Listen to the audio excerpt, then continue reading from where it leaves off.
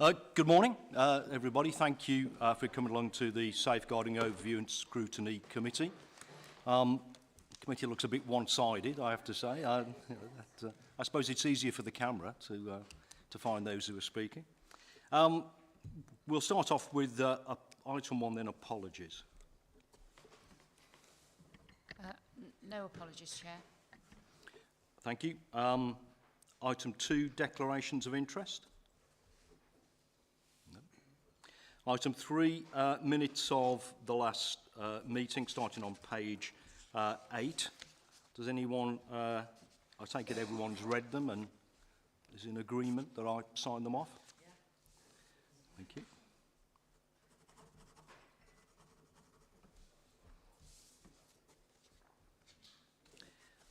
Starting to item 4, then the safeguarding of permanently excluded pupils. The report is on page 9 from the Cabinet Member for Education and Send. Jonathan, did you want to open up? Good morning, everyone, and good morning, Chair. And, it's a lovely day for it. So we all know that regular attendance at school is a protective safeguarding factor. This is even more so for those children and young people who are at risk of or who are permanently excluded from school. The report being presented today describes the approach we take in Staffordshire to safeguard this group of youngsters. The report sets out the responsibilities of a school where a decision to permanently exclude one of its pupils has been taken. It does highlight the importance of information sharing with those professionals who may be working with the young person or their family. There are processes in place for this information to be shared, which are regularly reviewed and updated. The local authority, as you know, has a responsibility to provide suitable full-time education for the pupil to begin after the 6th day after the first day the permanent exclusion took place. Safeguarding is a key consideration in these decisions taken and the education provision provided in order for this to be effective and safeguarding risks mitigated. The agreed provision and engagement is monitored by a multidisciplinary team.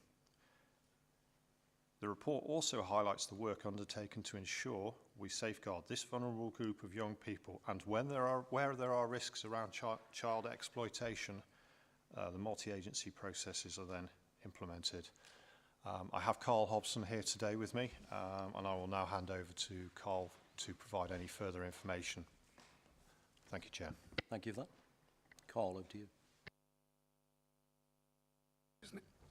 Obviously, good morning, everybody. You all have the report in front of you, which I'm confident you'll have all read. It's very succinct and hopefully clear for you all. Chair, obviously, probably the best way to progress is if people have any questions that they'd like to ask. Thank you for that. Is there any? Councillor Wilcox. Thank you, Chair. Just trying to understand it a bit more from perspective of not knowing too much around this sort of area. And are you able to, just a few questions, are you able to tell us how many children actually in Staffordshire at the moment are permanently excluded? That's the first thing. Secondly, obviously if they're permanently, is there any opportunity for them to go back into mainstream, and what sort of tests are sort of put in place to see whether that is happening or not? And then my other question is just around governors or chairman, the governing body, do they have any powers to do anything, or is it, as you say, just down to the head teacher? So that's my opening sort of 3 questions to begin with, please, Chairman.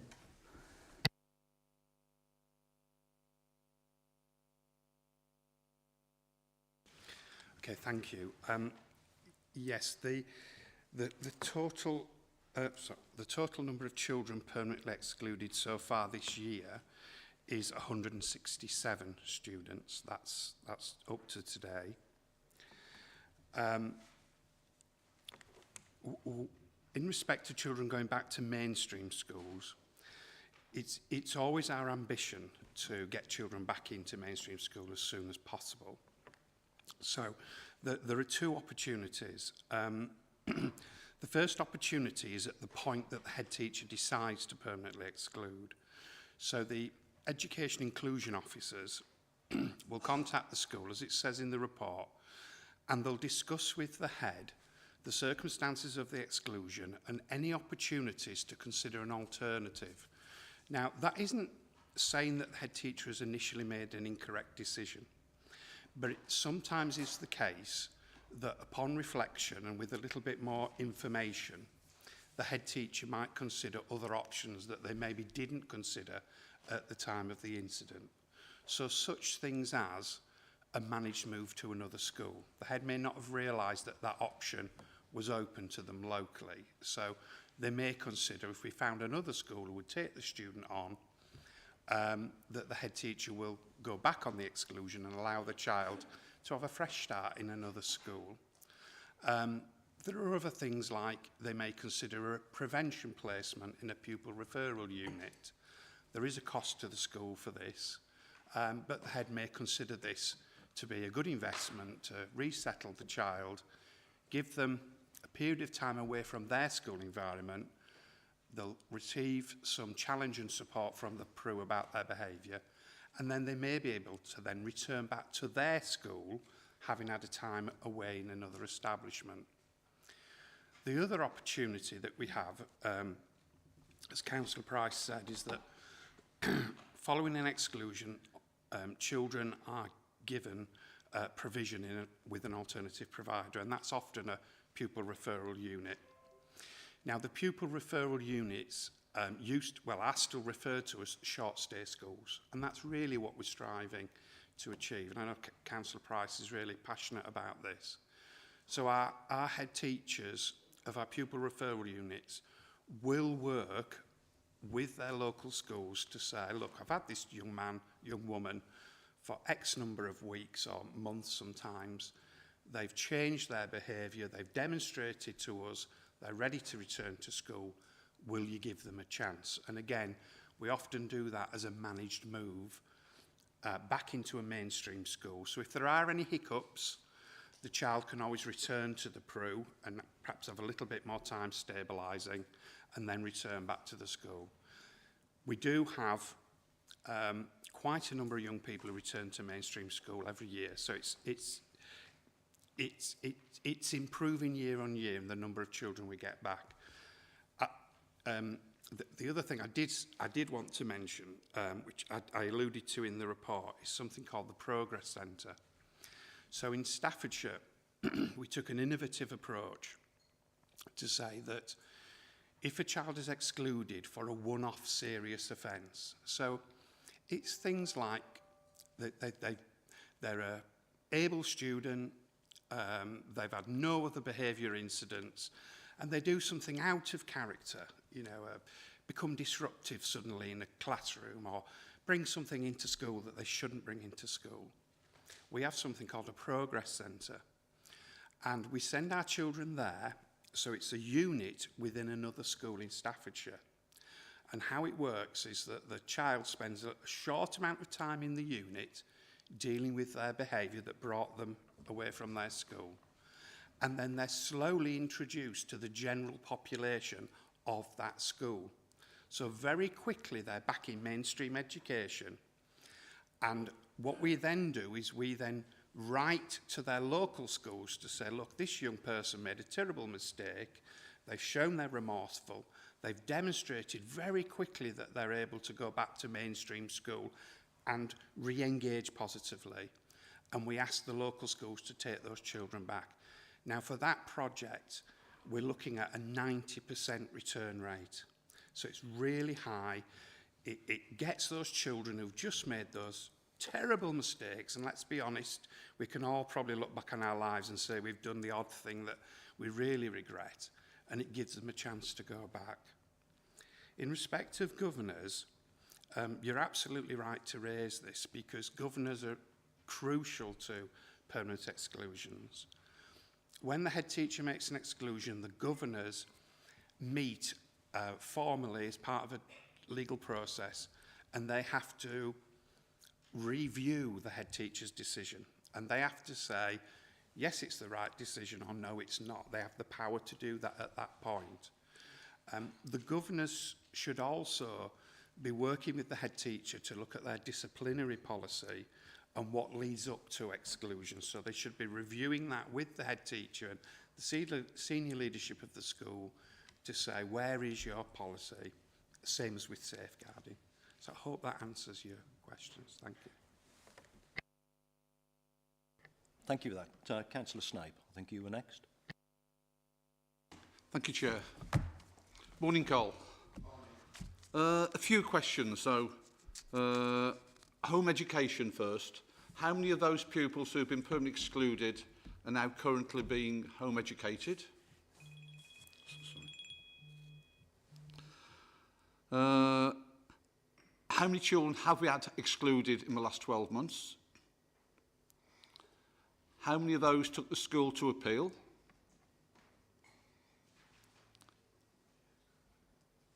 Yeah, you can come back on it. How many of those were successful at appeal? How many were academies? And how many were either maintained or schools under our jurisdiction? I'll say that because for the last 13 years I've been governor. I've dealt with all these issues. I've chaired panels where I think I've excluded about 7 pupils going through all the procedures. So, and very, very few do appeal. We had one when I was at Cardinal Griffin who lost the appeal. It's a full appeal, for those who don't know. They're entitled to a barrister, everything. It costs the local authority quite a lot of money, but there are ways they can do it. So if you could come back to me on those. Any of you could answer now, I'd appreciate it. If not, if you come back on the rest. Thank you, Chair. Thank you for that. I suppose just before we do that, we are a slightly difficult situation around, whilst we're not in PERD, local other district councils are, and I think we have to be aware of precise facts and figures, and I understand why Councillor Snape wants to do that. Could I just say that we have a degree of caution around some of the facts and figures. I think perhaps if we had an indication of themes and whatever that might be, that might be useful, and perhaps the real facts and figures bit we could probably pick up outside of this meeting. Yeah. Before that, I think Councillor Price, you indicated you wanted to speak. Yeah, thank you. It was just on the previous point around governing bodies, and I myself was chair of governors for some years at a primary school. And it isn't always unusual for a parent to actually come forward and say, I want to challenge that, and the governing body will go through that full process. I have seen numerous cases of permanent exclusions that have later been rescinded as well, because the school has had a very rigid policy. And we're seeing more and more schools being a little more flexible around their permanent exclusion policies going forwards. You know, it's a case of somebody's brought in a little bit of cannabis, you know, they've been permanently excluded but have an absolutely fantastic record right up to that point, and it's a one-off stupid mistake. But some schools have that policy where, regardless, you're out. And at that point, we've supported or seen parents go to that governing body and have managed to get those turned over. So it does happen. But I think Carl has some information on the questions that Councillor Snape raised. Thank you. Yeah, please do. Yeah. Jonathan, just to say, at every exclusion meet, the head will give his notice. Then there's so many days before we have to then come back before a governor's meeting, a panel arranged by governors, not involved in the exclusion.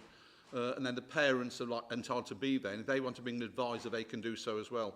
I think it's about a 17-point agenda you have to go through. And the parents can challenge at any stage that exclusion. So that is how it works, really. So the parents are involved, or should be involved, throughout the procedure. Sorry, Cal, I couldn't hear a word of that. Do you want to ask a question now, or let Carl? It's not a question, actually. Okay. It's, do I need to declare an interest?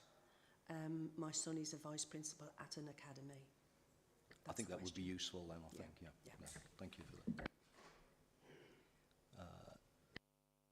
Carl, I think we've gone all round the question, but you were about to tell us some themes and various other bits. Okay, Thank you, and thank you, Mr. Chair, for pointing out about the PERDA situation. In regard to children who are permanently excluded and then go on to elective home education, I don't have the exact number, so I can't give you that figure, but I can say that it is extremely low. It's usually, if I may say, the case that the child is given a 6th-day provision, a pupil referral unit, and we have had the occasional parent who then hasn't wanted to engage with the pupil referral unit and as an alternative has elected to educate their child themselves, but it is very rare, I have to say.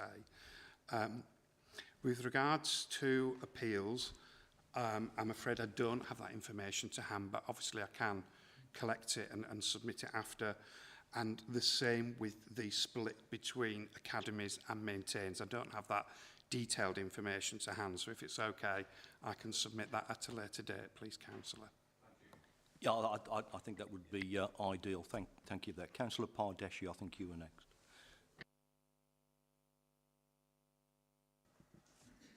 Thank you, Chair. Just a couple of comments, Chair, and then if I could ask 2 questions. I think it's my understanding is that the children themselves actually don't have an appeal in their own right. They're not able to voice their own opinions or stand up for themselves or whatever. And secondly, all good research has shown that the process is very unfairly weighted in favour of the school. And even following independent review panels, there is no legal obligation on governing bodies to still take that child back. So they're 2 important issues there. On pupil referral units, I'd like some reassurance that if that is decided, that is where the children will go, whether they're immediately able to enter a pupil referral unit or whether there's a period of where they're waiting on a waiting list or whatever, and whether there is acknowledgement that there needs to be much more collaboration with the staff and the skills that they have working in pupil referral units to collaborate and work with children in the mainstream schools so that they don't end up there in the first place. Thank you, Chair. Yeah, thank you. Carl? Good questions, thank you very much. Thank you.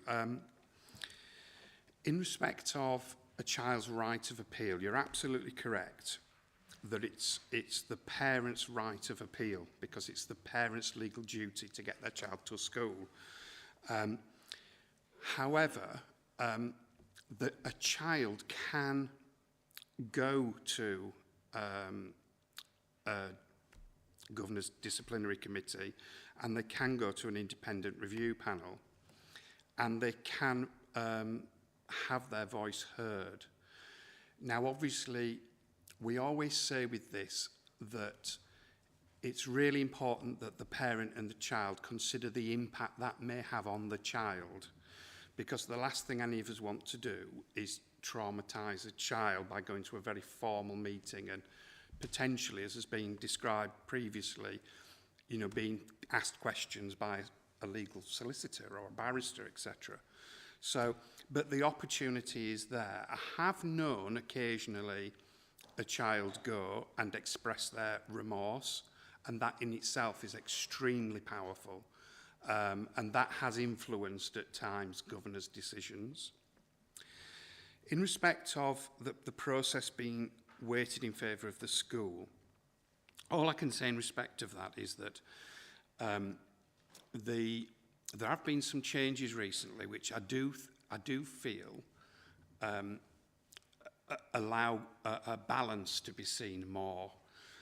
So those are that if a child with a social worker is permanently excluded, the social worker must be invited to all the meetings. Now, I think that's quite powerful. And in Staffordshire, we're working very hard with our social care colleagues to make sure that we attend these meetings and that the social worker gives context to the child, because it's that situation, isn't it? And I know you're probably all familiar, but it's, if you're a child living in a home of domestic violence, or you're a child living with a history of abuse, your behaviours in school are going to be impacted by that. It's very, very hard for a child to not somehow exhibit that behaviour. So, but for a child or a parent to communicate that in a meeting may not always be in their gift. So a social worker is often the right person to go and give the right kind of information without breaching confidentiality or putting people at risk. So I think that's a real positive about addressing that balance that some people see. The other thing in Staffordshire is that our education inclusion officers will always offer their support to parents. Now, when I say support, the law is very clear that the local authority's role in that meeting has to be absolutely neutral. We can't say, oh, I think they've made a bad decision, or actually, yes, he is a little bit of a challenge, this young man, I can see. We're not allowed to do any of that. But what we are allowed to do in the meeting is perhaps say to the parent, oh, would you like to tell them a little bit more about this? Or we might say to governors, you haven't asked them about this element of the child's life. So we're able to act as a prompt, but we have to remain neutral at all times. Another part of our role is that if we feel that the legal processes haven't been adhered to, it's our responsibility, whether that's the parent or the school, to challenge that in the meeting openly and transparently and say, well, actually, you know, mum's told you something that she shouldn't have said, you know, maybe named another child, or actually, you know, the head teacher hasn't followed their process properly. So we do try and bring as much balance as we can. With respect to legal obligation after an independent review panel, again, you are absolutely right. The panel's ultimate power is to direct the school to readmit the child. They have that power, but the school can veto that decision, as you probably already know. Now, the consequence for the school at that point is that the local authority will then fine the school, and I believe the fine is £4,000. It's either 4 or 5, I can't remember. So there is a consequence for school if they don't readmit, if they've been directed to by IRP. But you're absolutely right. Ultimately, they can still say no. With respect to children and pupil referral units, our ambition is for children to start on the 6th day. There are sometimes situations where it takes us longer than 6 days. So I'll give you some examples. So for example, if the local pupil referral unit isn't deemed appropriate for the child, it may take us longer to get them to go to another. So an example is, if 2 boys have been involved, I say 2 boys, it could be 2 girls, if 2 young people have been involved in a fight, they've both been permanently excluded, we may not want to send them both to the same pupil referral unit for obvious reasons. So we have to make a decision which one is split off, and it may then take us time to sort out their transport because it's much further to send them. So there are things like that that cause delay at times. And sometimes, given the nature of the incident that takes place, the pupil referral unit may need to do some work before they can take the child on. So if the child presents particular risks, there'll need to be a thorough risk assessment before that child can start. But what we do through the PRUs is remote learning, which again is one of the benefits of COVID. A lot of children and schools are now set up for remote learning.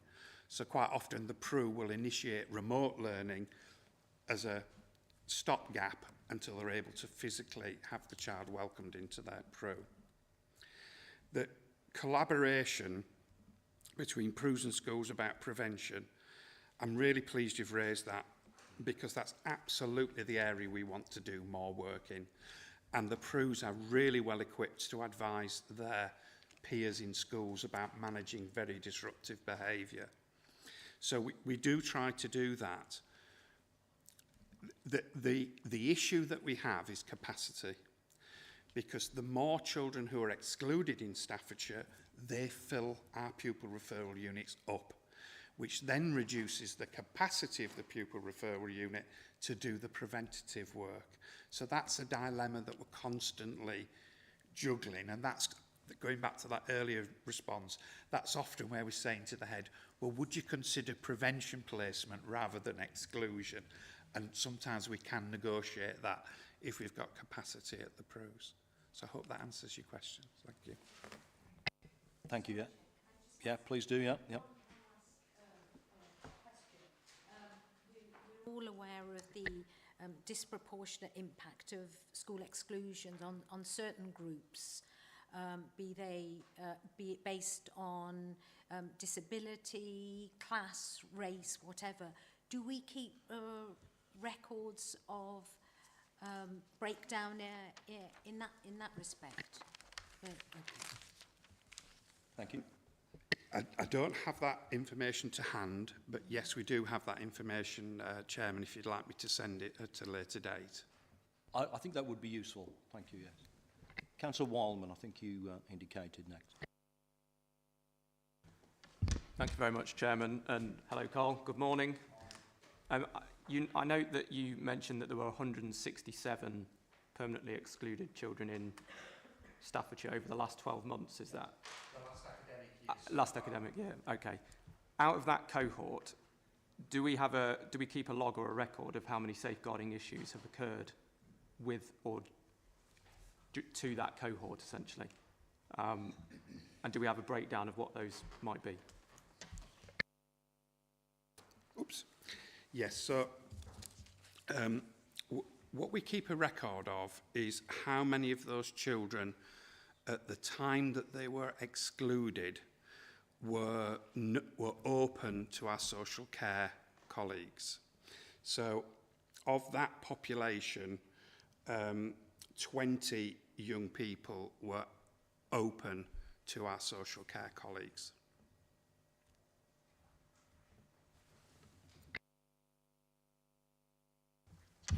So I suppose they are kind of being safeguarded by the organisation, but we don't really know what the potential reasons for that are, I assume.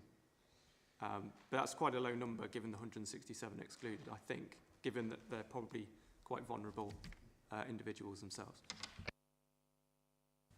Yeah, I mean, I think they're the ones, the 20 children are open under formal safeguarding, so that's child in need or child protection.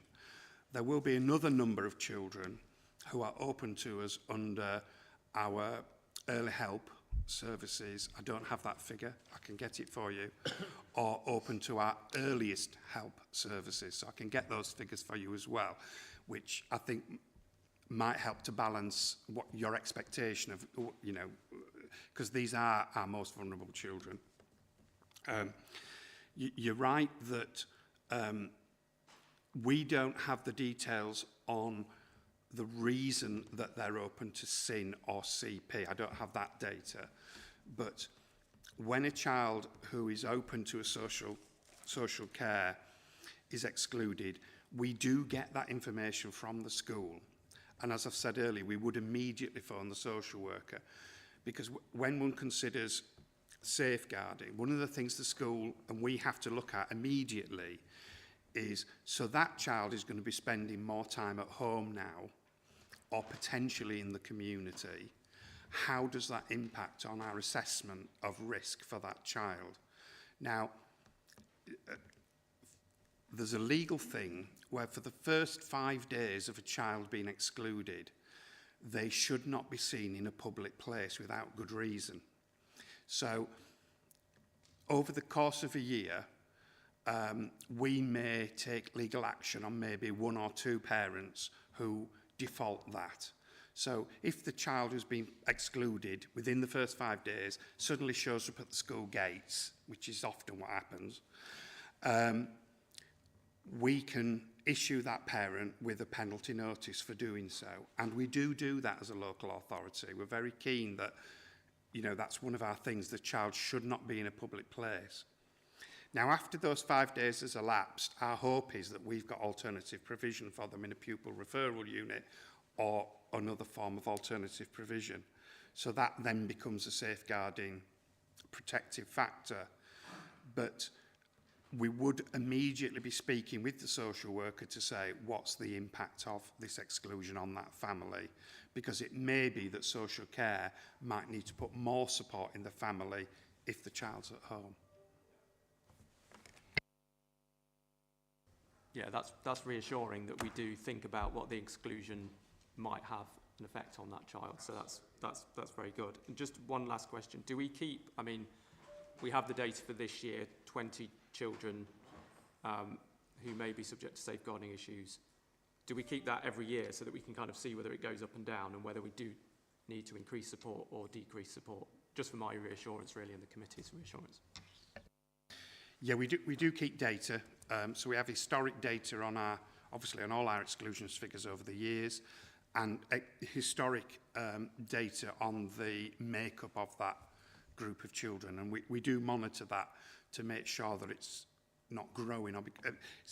Similar to the question I was answered, I'll get you some more information on, you know, just like we're monitoring ethnicity, children with an EHCP, you know, all those sorts of things we're looking at every year to make sure we haven't got any particular trends that are rising. Thank you, Councillor Binet. Good morning. There's a couple of things really. I mean, do you agree some schools deal better with these children than others? I've seen lots and lots of cases where we've had, at the school where I'm a governor, where we've had children come in from out of the area into our school because we've got in place assessments, we've got extra teaching staff in, one-to-ones with these children, and the parents have been saying they've been to another school and they've been diagnosed as ADHD or whatever issues they've got, and they should have had a one-to-one, and this one-to-one has never appeared. How can we ensure that all the schools are playing by all the rules and these children are getting the help that they need? Because if they're getting this help and this one-to-one, then they're not going to be causing trouble. They're not going to get excluded. Thank you.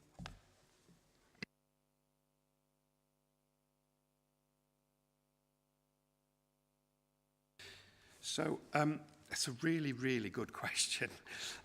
Really good question. And I suppose the answer is that you're quite right. Some schools deal better with some students than other schools. Now, there's a couple of things here.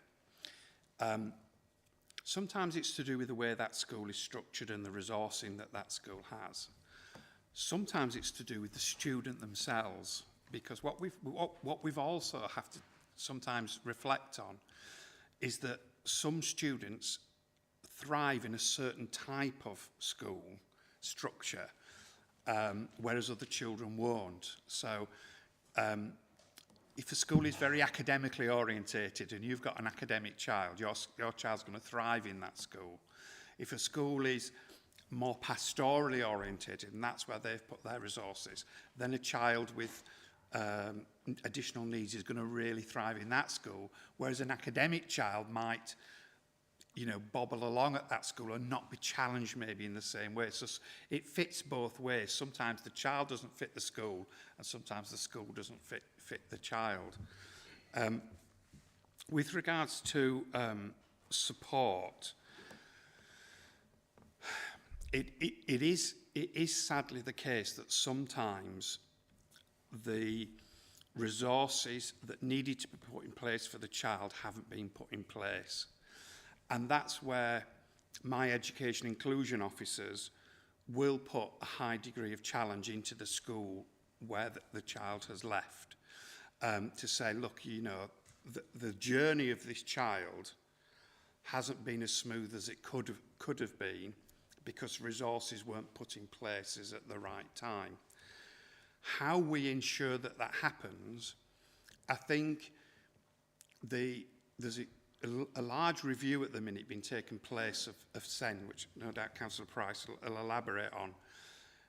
I'm really encouraged that the review we're doing of SEND and the aims and ambitions that we have of that at the moment are going to really help us to address this in schools, because I do think that review will highlight the schools that are very inclusive and highlight the schools that are still on a journey towards being more inclusive. Councillor Price.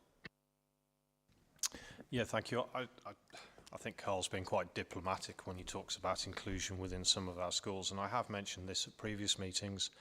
So some of our schools are fully inclusive and are much better at dealing with inclusion within their school settings. And I know that we have many governors within the county council as well that will have seen evidence of this. And I know that every school wants the best for their child or children within the school to make sure that they get the best possible education.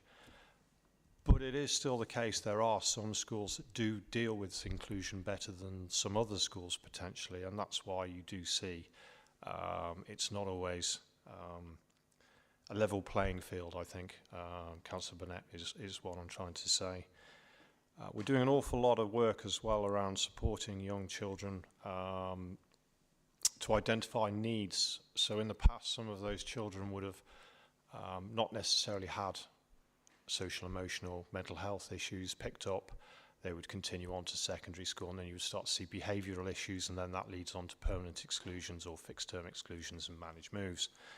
So making sure that those children are identified early is some of the work we're doing around SEND at the moment, making sure that those educational healthcare needs assessments are done for children that get early help and support to identify those, and that will long-term potentially help support that child to get those permanent exclusion numbers down because the child has been supported.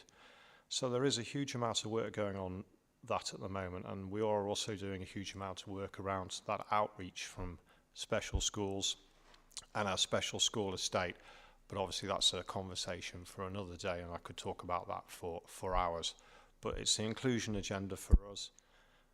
There's a couple of things as well, if you'll indulge me please, Chair, that I wanted to mention, and one of them was the work that the Alternative Provision Panel does on a Tuesday morning, and you'll see that in the report around item 13 and 14, where Carl and all the officers come together to discuss all the children that are been permanently excluded and making sure that they get the right support.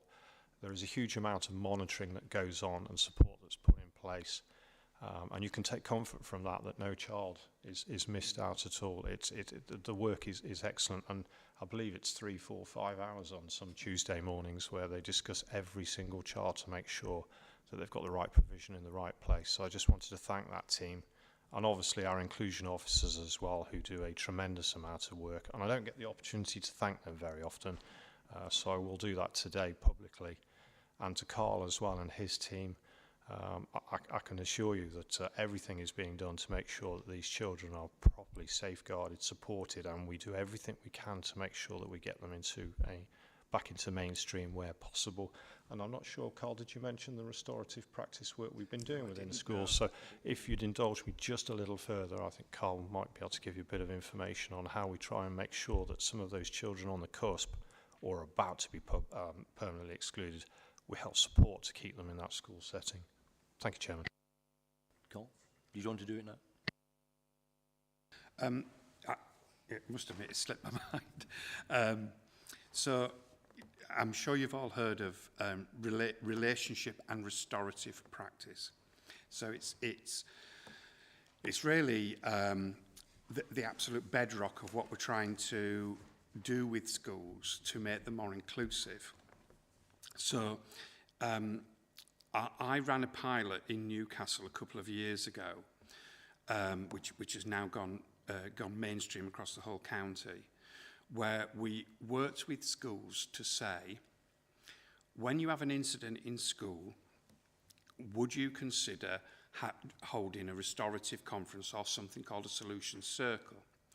So a really good example of this was a young man who published some very inappropriate material about a member of staff.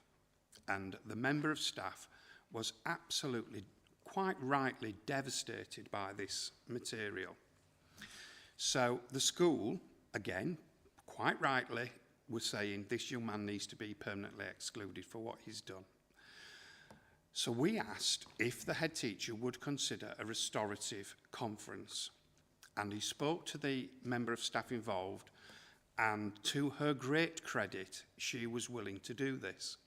So we got the young man, the teacher, the head teacher, the parent, and an inclusion officer, and they sat down, and the questions were to the teacher, please describe the impact that his behaviour has had on you. And this lady, to her great credit, although she was tearful, expressed how upset she was at the content of the material, but also that this young man was the one who had done this. She was so shocked, he was so out of character.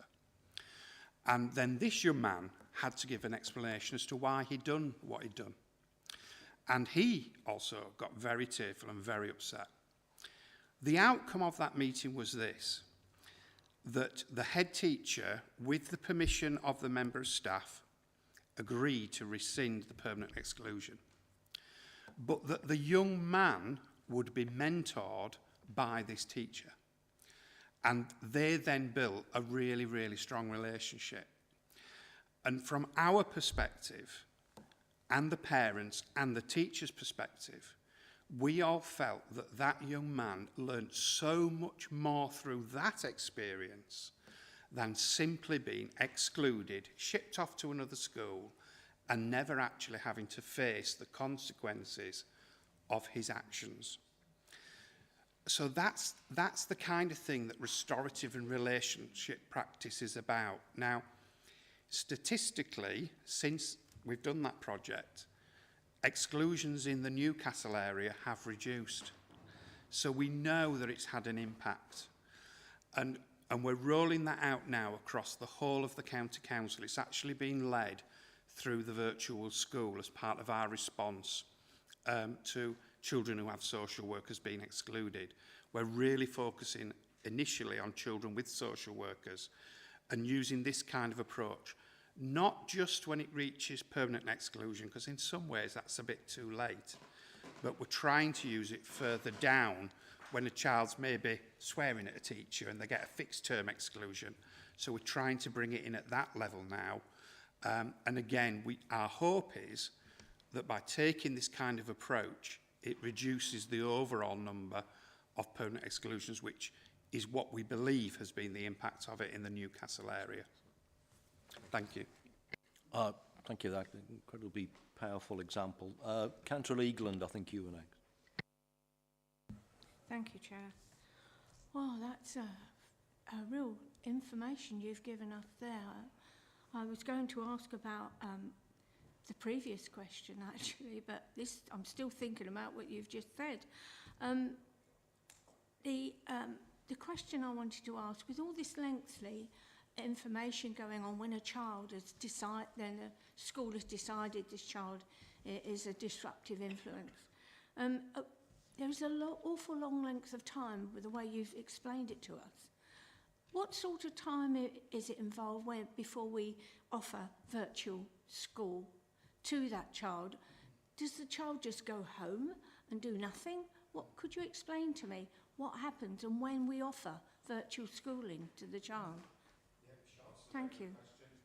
So it's set out, it's a statutory guidance that we have to follow. So when a child is permanently excluded, the first 5 days the school remains responsible for the education of the child. So although they can't return to the school site, because that's obviously a condition of the exclusion, the school should supply materials for the child to do work at home. Now, in our modern world, post-COVID, that's often online lessons. Now, they're pre-recorded, so it's not that the child is joining a live lesson. They're often pre-recorded lessons that the child can log into. Sometimes the school will recommend or use things like the Oak Academy, which again was set up in COVID. They're online lessons that children can log into, again, not live, pre-recorded. So all those things are done in that first 5 days. After that, hopefully it should be a pupil referral unit or alternative provision from us. If there is a gap, then we try and fill that with the pupil referral unit doing online learning.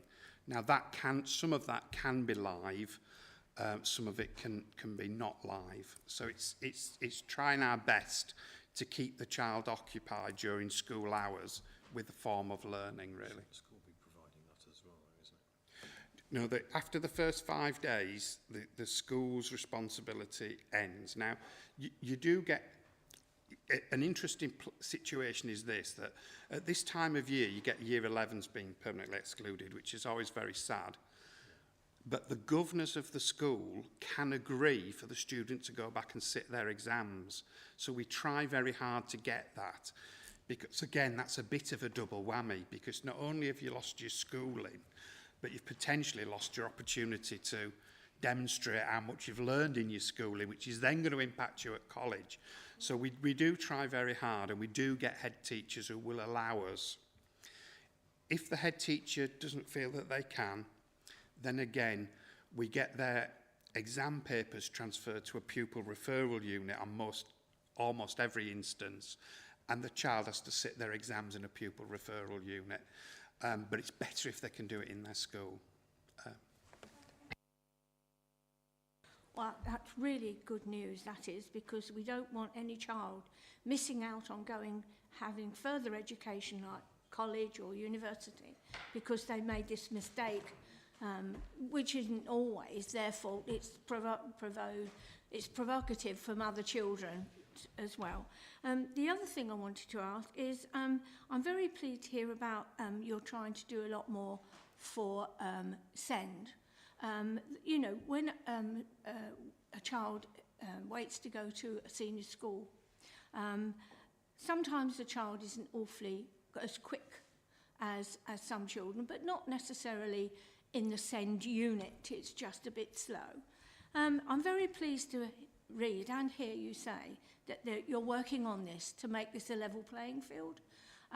I've got an instance, as Jonathan knows, about what's happening in one of my divisions, but I'm very pleased to have this information, and I hope an appeal to this exclusive people. I'm hopeful now, more than I knew before, because now I'm aware of what goes on. But thank you very much. Thank you. Councillor McMahon. Thank you, Chair. Hi, Carl. Some of what I wanted to ask has been covered pretty largely. I'm interested as to how we compare with other Shire counties in terms of numbers, because that might give us a feel in terms of where we are. And Joe Burnett really alluded to this. Are the bulk of exclusions in particular schools? Without mentioning them, obviously, particularly during Purdah. And something that hasn't been mentioned to date is the role of Ofsted in this. I remember there was columns in the press some time ago about the fact that that Ofsted looked at things like exam results and how well the school was doing in terms of that competition with other schools, and therefore to exclude disruptive behaviour would be to the benefit of the school, but not the benefit of the child who's thrown out. So the question to my mind, which is not in your gift, I have to say this absolutely, but I'm interested to know, does Ofsted take a different view of this now? do they look at those who are permanently excluded or indeed disciplined in any way in terms of factoring in where the school sits vis-a-vis others? Because I think that holistic approach is far more sensible. And I've got another two questions, if I may. The next one is pertaining to the 5 days and then remote learning from the PRU if there isn't a physical place available. And I just wonder about the merit of that. I don't have an alternative, but I do worry about the merit of that. If a child's being disruptive at school, where there's the opportunity to actually liaise with human beings and all the rest of it and see if we can help them learn, those 5 days and any extra days that the PRU might have to offer because of capacity issues strikes me as being very challenging for the child, because we know that in many cases remote learning is particularly difficult.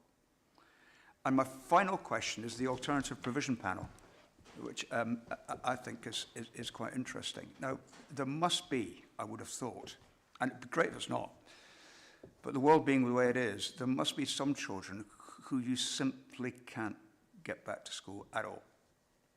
And I'm interested to know what the alternative provision panel does with such children and offers such children and their families in order that they don't find themselves, well, in the criminal justice system and all that goes with it later on in life.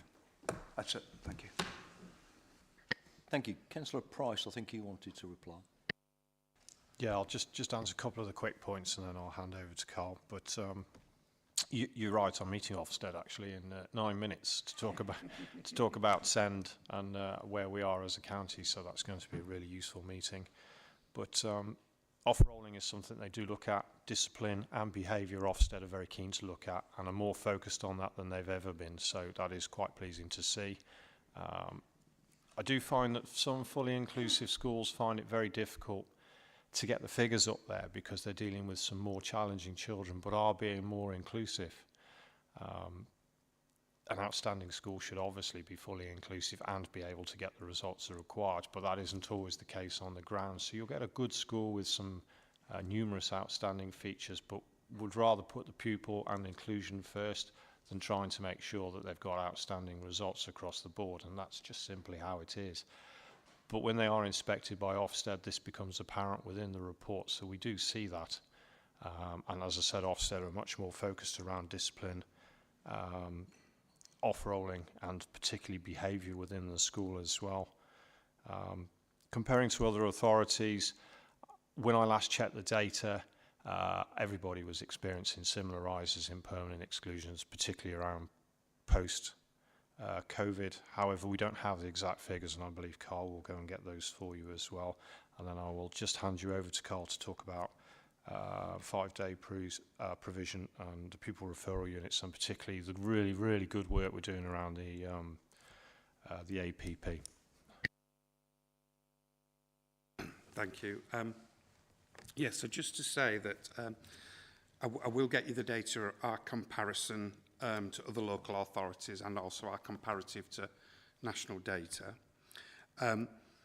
You're absolutely right that you know, when a child is permanently excluded, those first 5 days they do find extremely challenging, and the family find it extremely challenging. And I think, you know, going back to an earlier point that Councillor raised, that's why we have to consider the safeguarding situation within that home. So as soon as we're notified by the school, an education inclusion officer will make telephone contact with the family just to try and understand where we are, because obviously, you know, we need to be sure that this family is coping with this news, because you never know what's going on in a family till you pick that phone up and speak to them. And it could be that, you know, this has been a catalyst for a big fallout between the parents and the child's having to cope with that. It could be that there's something else going on in the family that the school didn't know anything about, that the parents are also trying to cope with at the same time. So we always try and make contact with the family as soon as we can. And almost triage them in our conversation to decide if they need extra support or not in that moment. The education inclusion officers themselves can make referrals obviously to the safeguarding team, they can make referrals to the early help team, and they can make referrals to the MACE panel, which is the panel that looks at children being exploited. So if they had any of those flags in that conversation come up, they would make a referral straight away. We appreciate that, you know, not going to school every day is a big impact on families. So again, we're talking to the parents about who's going to look after your child while you're at work, because they're now at home all day. So, you know, you're probably like me, I'm a granddad. It's often a phone call to the babysitter, grandma and granddad. Can you pop round and look after them, or an auntie or an uncle? What we endeavour to do is to always say to the parents, you need to have somebody, if you're at work, who has eyes on your child during school time. Because the last thing you want is your child going out in the street. Again, previous research done some time ago showed that children who are seen out and about when other students are in school are targeted by, you know, the county lines sort of exploitation groups of people who are out there, because they see straight away this child's got free time during school time, they're an easier target. So again, we do work with families for that. Really good question about what do we do to children who can't be returned to mainstream. And inevitably, there are always some. And what we have to balance is it better for the child, I'll deal with those who are in PRUs first, is it better for the child to remain in the PRU, do their qualifications that they can achieve in the PRU, than put them back into school for them to almost certainly fail again? Unfortunately, there are some young people whose behaviours and life circumstances are such that they can't be managed in mainstream. Now, there are a number of children who are permanently excluded, and then the pupil referral unit does their EHCP process with them. And those children then go on to be in a special school. So sometimes that's their exit, to go to a special school. Sometimes their exit is to just remain in the PRU to the end of their education. And the advantage of that is that the PRU will hold their hand on their journey to post-16. Because what we want to do is to try and give that kid something to do when they've left the PRU at post-16. And that educational healthcare needs assessment's about getting those numbers down. It is, yeah. There are some children who, as you've quite rightly said, sometimes they don't fit in our PRUs. With those children, we look to other alternative providers in the community, or we look to tuition in the home to take place. And again, we work relentlessly with those people to make sure that the quality of the provision the child receives is consistent and good. And that's where the APP panel comes in. We review the children and we're saying, is it good enough? Is the child engaging? Is it achieving what we want to achieve? If it isn't, then we'll look at another type of provision for the child. Thank you. Councillor Price. Just to state that we do not give up on any child, and we will make sure that every child, regardless of circumstance and how difficult things are and how difficult potentially that child is, we will make sure that we will do everything to make sure they get an education. I think, Councillor Price, if there's a message that's come through over the last hour, that's precisely the point that you've just made. We have done now this for an hour, and I know that Councillor Price has another meeting. Are there any real burning issues that people want answered? 3, 4. Could I just ask that they are as short as we possibly can, please? And Councillor Snape. Thank you for your presentation, Mo, but just put a bit of context back on it all as well. A school is there to educate everybody in that class. And I'll use the pizza analogy. If you've got, say, 25 children in a class, there's 25 pieces of pizza given to each. If one pupil is having 10 of those, it means the other 15 are going between the rest. And if we look under persistent bad behaviour as one of the reasons for excluding, if one child is having all that, the school can only go so far before it stops educating all the other children. So that is often, unfortunately, one of the reasons why children get permanently excluded, because it was to the detriment to all the other pupils in the class if they don't exclude that child. Just put a bit of context back on it. Thank you. I don't expect a reply. Councillor Perry? Thank you, Chairman. Just very briefly, obviously our schools do take children from across borders, and I think it's important. We've got safeguarding within our schools, obviously. How does that relate to the safeguarding in other authorities, and who you liaise with in other authorities for various reasons? The child might have a social worker from another authority. How do you might not be able to answer that briefly, but that's a question. Thank you. Please do. Yeah, please do. Yeah, great question. We do have, I think we've got 13 or 14 authorities borderers, haven't we? So how it works is, Councillor Price said in his opening statement, communication is absolutely key. So if a child is living in Dudley, we would contact Dudley straight away. The legal responsibility for that child's 6th day provision falls to Dudley and not to Staffordshire, because it always goes back to where the child lives rather than where they were last educated. So we would liaise with them to make sure that handover was as solid as it possibly could be, so that they knew their child had been permanently excluded from school. Thank you. Thank you. Councillor McMahon? I don't expect a reply for this. And I think I'm one of the least qualified people around this table in order to have this discussion. Notwithstanding that, it strikes me that those who are in particular difficulty, that you can't get back to school, are you by law mandated still to try and throw the curriculum at them? Because it strikes me that if it's that bad, then what really matters is what makes them passionate and allow them to pursue it.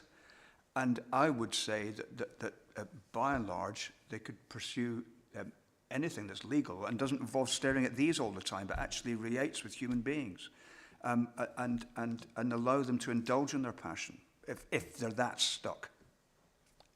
You don't need to answer it, it's just a thought. Councillor Wilcox? Thank you, Chairman. I'm just struggling with something you said earlier on, Carl, about this first 5 days of exclusion where a child shouldn't be seen in a public space, and we will therefore, if that's the case, issue a fixed penalty notice to the parent. I just wonder whether that's just adding fuel to the fire, or whether they're just making the situation worse by actually putting a fine on possibly a family that perhaps aren't in a position to be able to fulfil that or pay that back. So just an observation that perhaps we don't always go, perhaps we look at other ways of dealing with it rather than just slapping a fixed penalty notice on a parent. Just a comment. I assume we do consider all options before we give a fixed penalty. Yeah, it's a really valid point, and obviously it's always difficult when we issue a penalty notice because we know we're putting a financial burden on an already difficult situation. I suppose the point we make is that the responsibility is on the parent. We make it explicitly clear to the parent. It ties into the safeguarding. If you're going to safeguard your child, you need to keep them at home because that's the safest place for them. And that's why we tend to do that. We issue the penalty notice very rarely, and it's usually only in a circumstance where we feel it's been an almost blatant disregard for the rule. If the kid's snuck out the back door while the mum's, putting the washing up, we'll deal with that sensibly and proportionately. But if it's the parents just jiggered off and not had regard to where their child is, then we feel that our only response is that sanction. Councillor Clement. Thank you, Chairman, and thank you for the invite to observe today's meeting on this one. Just from my chairmanship on Prosperous, I just wanted to ask, obviously we've got displaced children that are coming maybe from Ukraine, war zones and other places. What impact has that had on our policy on send and excluding pupils that are probably coming with more complex needs. Some of them we won't understand. Just quickly, Chairman. I mean, the positive news as we sit here today is that, to my knowledge, none of those children have come through our system. As far as exclusion goes, I can't answer it in respect to SEND because that's not my area of expertise, but I do know, because I've been involved in some of the meetings, that an awful lot of resources has gone into schools to support the children and their families. And to the credit of Staffordshire schools, I've found Staffordshire schools to be extremely welcoming and understanding of the potential trauma these children may have experienced. Thank you for that. Just by way of conclusion, first of all, I think the facts and figures are very encouraging, aren't they? And I think part of the driver for this was a report by Ofsted sometime last year that talked about those young people being vulnerable, and that those issues have been raised, and you've answered those already. And I think it's particularly encouraging to see that there was such a small number of ours that are excluded that are known to other agencies. It's also really encouraging, I think, and I think you said it's about 90% success rate in inverted commas that are returned back. And I'm sure that schools exclude pupils for a variety of reasons, perhaps not least of all sometimes just to get back some control and make sure that, as Councillor Snake pointed out, that there isn't a detrimental effect on the rest. It does make me think, though, whilst that is a really encouraging percentage, does that mean that there was always a solution for that 90%, and therefore do we reflect back on whether the whole process was necessary? And if it is about gaining control, then clearly it is. I think members would agree with me, though, when I say that, bearing in mind we've done this for over an hour now, and you've had a real a grilling, Carl. I think we've all been incredibly impressed by your knowledge and experience. And actually, we all feel reassured, and particularly the stories that you've told, and certainly the way that the trial, I think you said it was in Newcastle, must be sort of groundbreaking in the way that we manage this really important issue. It's clearly important. You've seen the number of hands that have been in the air trying to ask questions, and I think I would certainly, and I hope I'm speaking for the committee, agree with Councillor Price when I say that, thanks to you being here and answering all of those questions in great depth, that we're all hugely encouraged by the way that this council manages a very difficult set of circumstances, and actually at the heart of that is the welfare of some very vulnerable young people.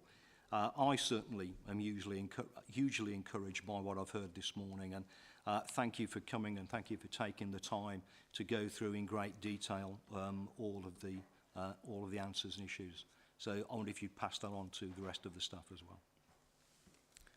I'll bring, unless Jonathan you wanted to close, but I know you've got another meeting. No, I just wanted to say thank you. The questions today have been of an extremely high calibre and very relevant, so they're very, very good. And you can see it's clear that both myself and particularly Carl and his team are extremely passionate about this subject. And it was really good to have the opportunity to actually come here and discuss it further with yourselves, because not everybody within the council is aware of the work that goes on behind the scenes, particularly around the work that they do on the APP every Tuesday morning. So I just wanted to thank this committee for inviting us, and Carl and his team again. Thank you. Thank you.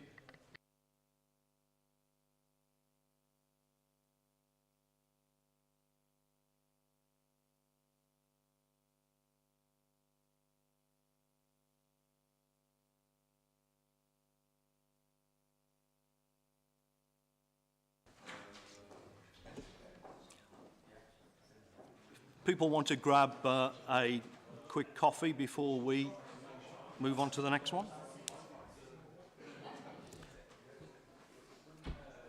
Just a couple of minutes and then we'll make a start.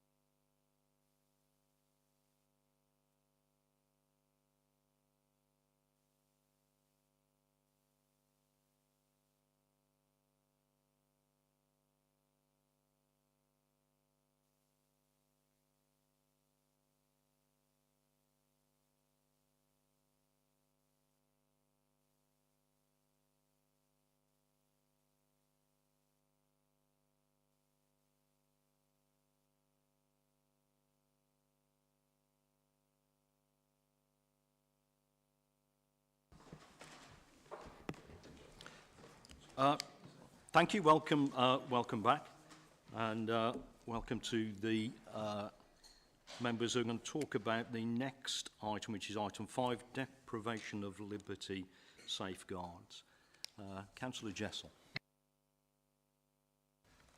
Thank you very much, Chairman. I will make a brief introduction and then my colleague Paul Northcutt will take over. But I felt it was appropriate this morning to make an apology to you and to your committee members for the lateness of the report. I was very anxious that the report contained sufficient details, not only about the backlog, the process, but also the plans and the investment that we're making to address that. And also to explain a bit of context that I think it was in 2019, we had a backlog of over 3,000. Yep. So we're in a far better position than we were, but I would be the first to admit that we're not where I would like to be. But I was very keen that this report gave you a fuller picture, and obviously, you know, I'm more than happy to answer any questions that you have. But I felt it was appropriate this morning, Chairman, in due respect to yourselves and your committee members, that I make that explanation and apology. I'll now hand over to Paul, who will make his address. Thank you for that. That's very kind of you. Paul? Good morning, Chairman. Good morning, members. Good to see you here, and good to see the scrutiny process in the previous item was alive and kicking.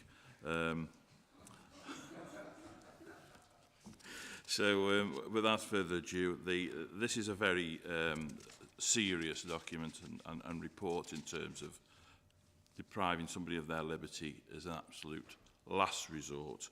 A little bit of background, as members may know, the Council has a statutory duty to manage the deprivation of liberty applications that come through in this county, and other respective counties do the same with theirs.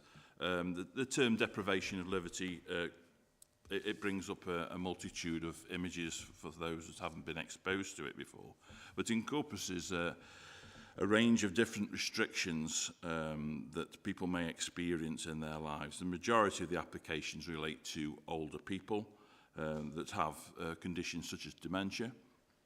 They're deprived of their liberty because either the hospital ward or their care home or a similar sort of placement has a locked door.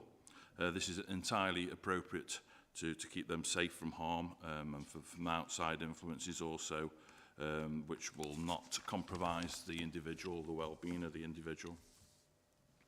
This process of managing the DOLS applications, members may know that it's prescribed in law, and it is quite a time-consuming process once the applications have gone in.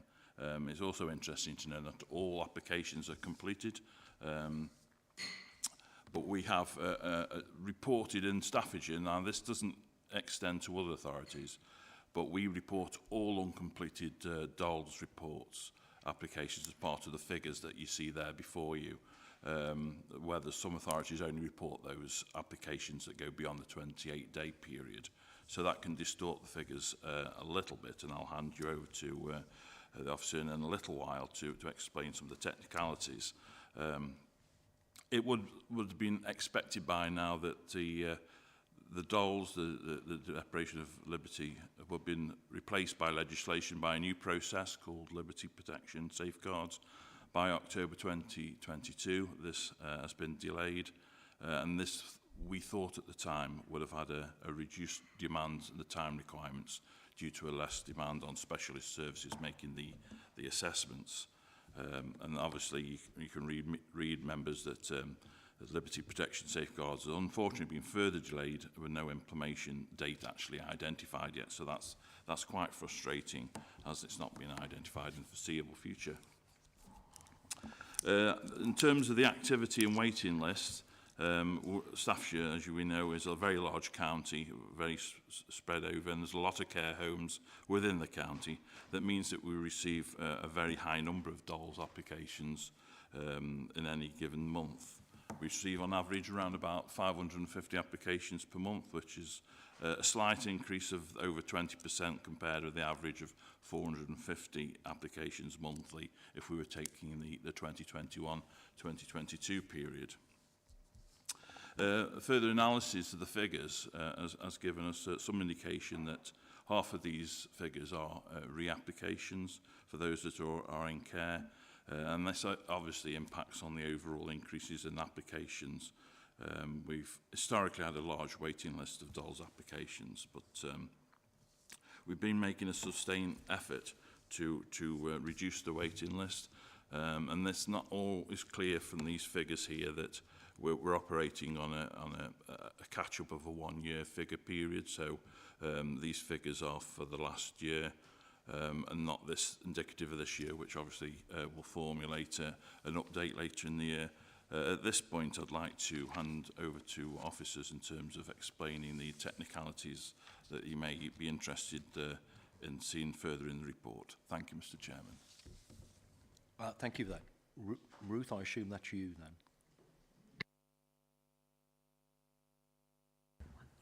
I'm going to assume it's me. I am the only one here.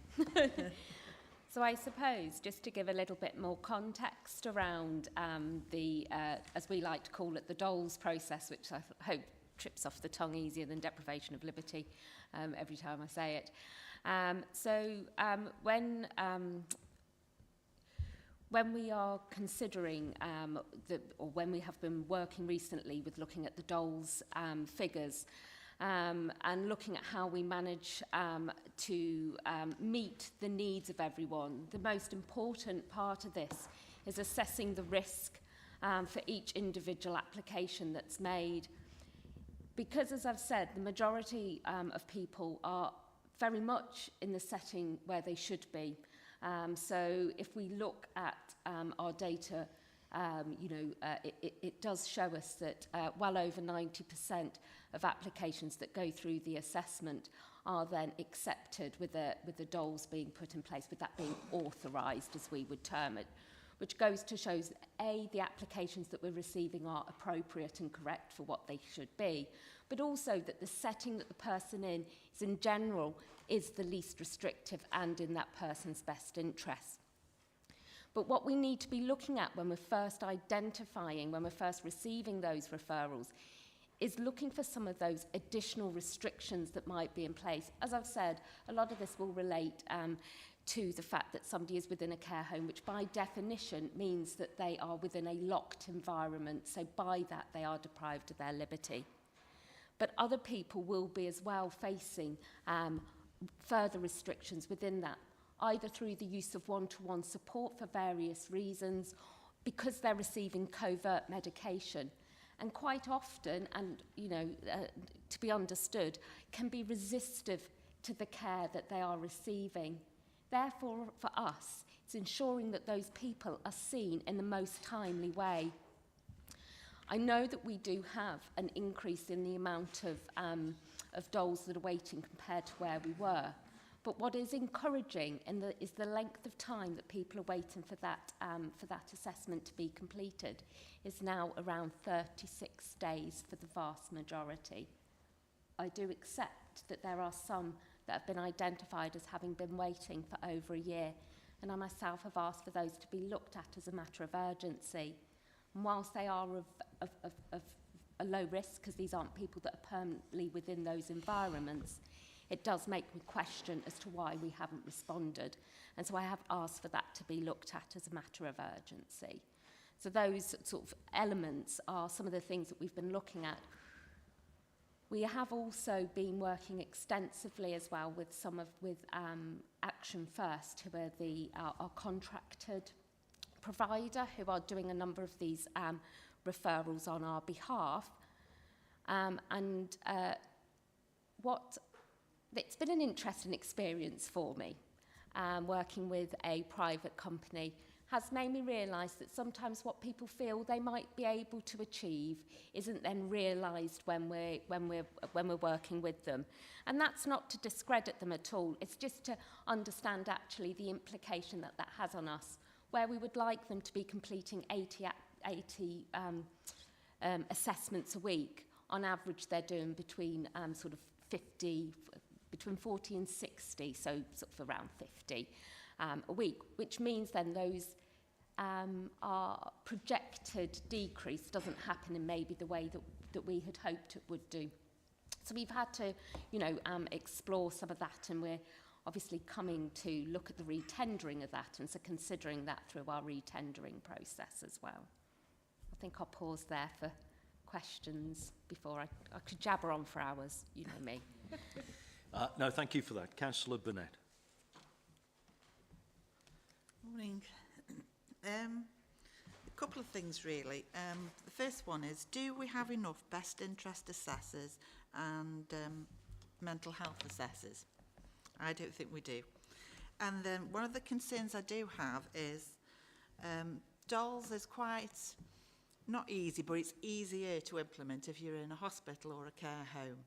But what worries me is there's a lot of people who've got these things in place in their own homes where they've got private carers going into them, or family members or volunteers who are helping them.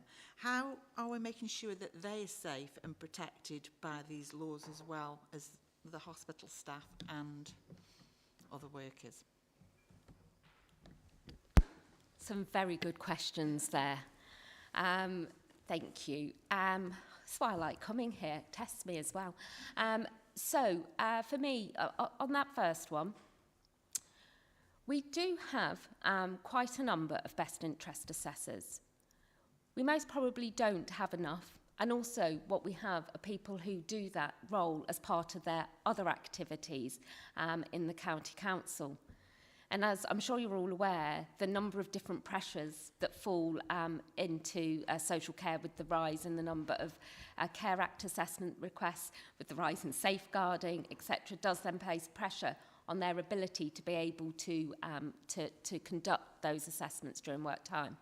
We did used to run a rota, and at this time we have paused that to enable other work to be done, hence why we were looking at the work from action first. What we also haven't done recently is train new BIAs, because we were expecting LPS to come in, and LPS wouldn't require a best interest assessor. So in that sense, we did pause that. But now we know that that isn't going to happen, and certainly not this side of another general election. We will be looking to train, and I do know that we've got a number of people willing to do that. What we are also offering to our BIAs is the opportunity, even though we don't have the rota, they are picking up assessments either through overtime processes that we've got in place, or to be done during their normal working hours as well. So we do still have that. And we do constantly review the need to reinstate the rota. But this time a decision has been made that we need to give some further time for people to ensure that that other work with the Care Act assessments and reviews is being done, and then we are going to be looking at that again. And now your second question, which is where I should make notes. In people's own yes. Okay. You're absolutely right that there are people who are within their own home who are under the same level of restriction as they would be in a care home. And this also would apply to people who live in supported living accommodations as well. So they could be within their own home or within supported living. Now, under LPS, that was going to bring that all in nicely and tie it all into the same legislation with the same response. Community doles, as they're called at the moment, are different to our deprivation of liberty within care homes and within hospitals. So it's very separate, although the assessments that are needed are similar. They're done in a different format, and it's a direct application to the court that's made. It's not something that gets authorised by us as a supervisory body. It would have to go to the court. So that's led by our community teams at the moment. What we have recognised recently, and particularly with our preparation for CQC, is we need to be monitoring, looking at that data and having a much better response to those circumstances. Some of that, and I hope I'm not speaking sort of out of turn in any way, is around having access to legal support within the county council, because it does require us to make that application, and we require legal support to do that. It isn't something that as a social worker I can just make the application to the court. It has to go through our legal team. So there are a number of difficulties with that at the moment, but we are looking at how we are addressing that, and certainly will need to. Now we're not going to have the LPS. Thank you. Councillor Padeshi, I think you were next. Thank you, Chair. Just a couple of quick points. The backlog and the delay, for which I don't hold you responsible, then means that there are some people, particularly in the older age group, who are actually being unlawfully deprived of their liberties when they shouldn't be. That's essentially what it boils down to. And just to say, Chair, this is another example of the ageism, to put it bluntly, ageism in our society, once again in the care of our older citizens. Thank you, Chair. Thank you. I'm not sure I agree with around that. I think this is an important issue that has already been raised, and this is really for me about proportionality, about how we manage such a difficult set of circumstances.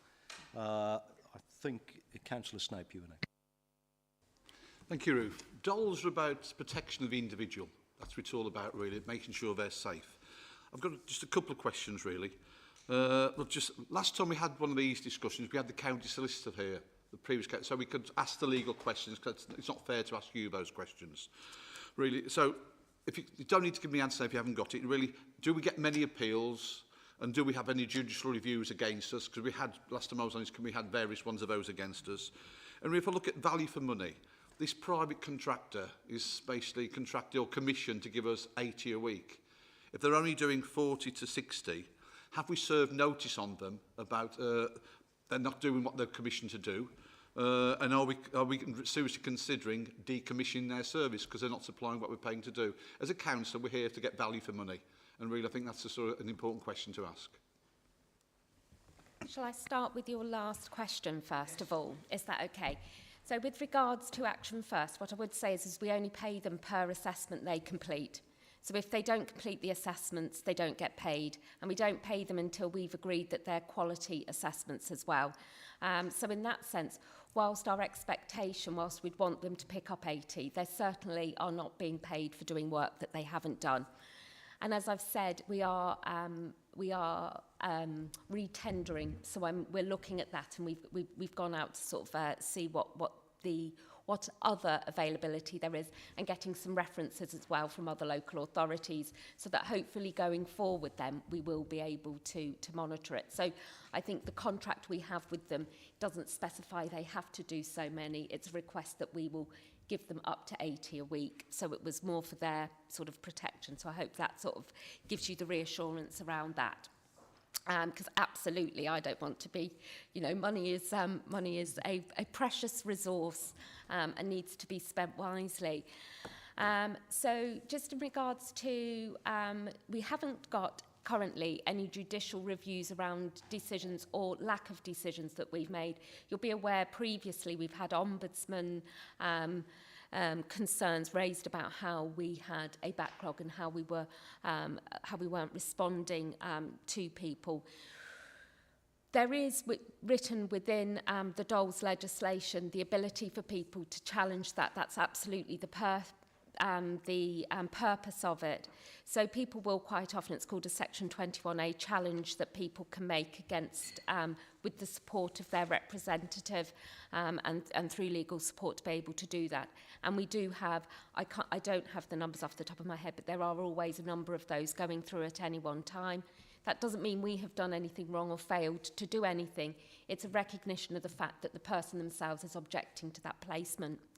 We don't currently have, at this time, any other current legal challenges against our situation that I'm aware of at this moment in time, but I would stand to be corrected if there was something that I haven't been informed of. I asked that question because when Julia and myself sat in another committee elsewhere, we were getting a judicial review every week, and they're still coming in, so it's nice to know we haven't got any.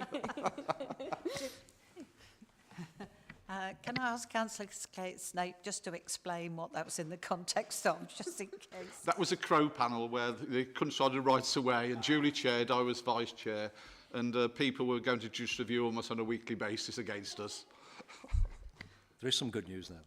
Councillor Wilcox, I think you know. Thank you very much, Chair. Good morning, Ruth.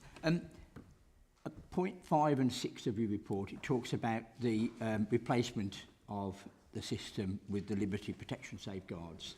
And if we accept that this is going to make life, or at least help reduce perhaps in the future any backlogs that might occur, what sort of pressures can Staffordshire put on to try and get this brought forward, or at least be able to get this implemented quicker than there's potentially talking about there? And then my second question talks about the graphs that you've got, where it says that by April 2024 you should be back on target. I just wondered how realistic you think that is, given the existing resource that you have at the moment to be able to actually get to that position. Thank you, Chair. Yes, in terms of the LPS and the delay, I think a number of authorities have expressed, as I have, concerns at the delay. You know, it went from April 21, I think, to then to October, then following year. I understand now that we're not going to get any new legislation before the next general election. And I understand that some of that proposed legislation is likely to be redrafted. Whilst it simplified the current dole system and was less prescriptive in terms of the professionals that had to be involved, and it's the shortage of those professionals that causes problems not only for us but for private contractors. They were going to extend the age range, so it was going to include 16-year-olds upwards, and I think that's what was going to cause some of the issues. So, you know, one can bang a drum as much as you want, but to be perfectly honest, I think it's one of those pieces of legislation that needed to go back to the drawing board, and I don't think we will see anything. As I say, I know we won't see anything this side of a general election. So we have to carry on with the current system as we're required to by law. I'll hand over to Ruth to go through the graphs and the plans and the processes put in place to deliver those projected results. Yeah, thank you. Okay, so what I would say with regards to what my views are around, is it realistic for us to meet these targets? We are a little beholden to the numbers, as I always have been with, I always think when I come and talk about safeguarding. What we've got to do, though, is look at what we are able to achieve. Us being able to get to where we hope to be by April next year is far more realistic than by October of this year. So I have given the two options. If we were able to hit the top amount and be hitting that consistently, we could actually get the numbers down by October, which would be admirably preferable to waiting till next April. I gave the second figure because I actually do believe that that's far more realistic where we're at currently. Now, a lot of this does depend, as I've said, on demand, and it does then depend on our resources. So I am, I guess, pinning a lot to how our re-tendering process goes and what support we can get around that. It also does then require a commitment to the continued funding, which has already been agreed for sort of this next year. But I think we have to now be considering those longer term options, because we've got to sustain this now. We haven't got LPS coming in. So where we were initially doing a lot of this work to get our backlog down to be in a really strong position for the implementation of LPS, I don't think that that should mean now we rest on our laurels and not worry about the numbers. I always say I worry more about the time frames we do things in. So for me, people having an assessment done, which, you know, should be within 28 days, we're quite close to that, with the majority being done within 36. So if my numbers were to continue to increase, but our time scale for getting them done reduced, which would then come into the point that you made earlier as well, about making sure that people aren't unlawfully deprived, that actually then that still sits us in a better position. And I know, you know, it's the same for a lot of these things, isn't it? It's about making sure as well that, A, we remain legal in how we respond to it. So there are a number of things that I think are overly bureaucratic about this process. However, that's the legal responsibility we have. So we have to sometimes make some of those difficult decisions, or recognise actually that whilst we can do a lot to reduce the time it takes us to do things, whilst we can be as streamlined as possible, and whilst we can use our resources most effectively, this in particular, this process is set out in law. So we have to make sure that those 6 assessments are done. What I would say is that we are ensuring that where we can, we are using, because the law doesn't enable us to reuse assessments within a year. So if somebody's had the mental health assessment done and it's less than a year old, we can reuse that so long as there haven't been changes, and other aspects. So we're as savvy as we can be about making use where it's appropriate, because we do equally recognise that these are some of our most vulnerable people, without a voice of their own because they lack capacity. They are reliant on us, potentially, and sometimes for some people it's only us who are acting there to check that the care's the right care. A lot of people don't necessarily have active family, so they're particularly at risk without this. So I recognise the importance of it, but there are a number of the aspects, and I think, as has been alluded to, changes in legislation could have a real positive impact if they were done in the right way. I've got a bit off topic there, but just to sort of come back, I suppose it is around us recognising what we can do to try and meet those targets. But it would be wrong of me to sit here today to say, oh, absolutely, when I come back, you know, in a few months, we'll be down to 500, because for all the will in the world, I can't make that promise. Thank you, Councillor McMahon.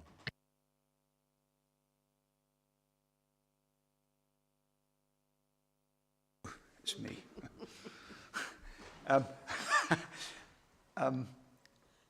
My first question is premised on the fact that the vast majority of clinicians and frontline workers want to do the best for their clients and their patients, and won't deprive anybody of their liberty unless they think it's absolutely necessary. So my first question is basically, what proportion of DOLS requests do you refuse?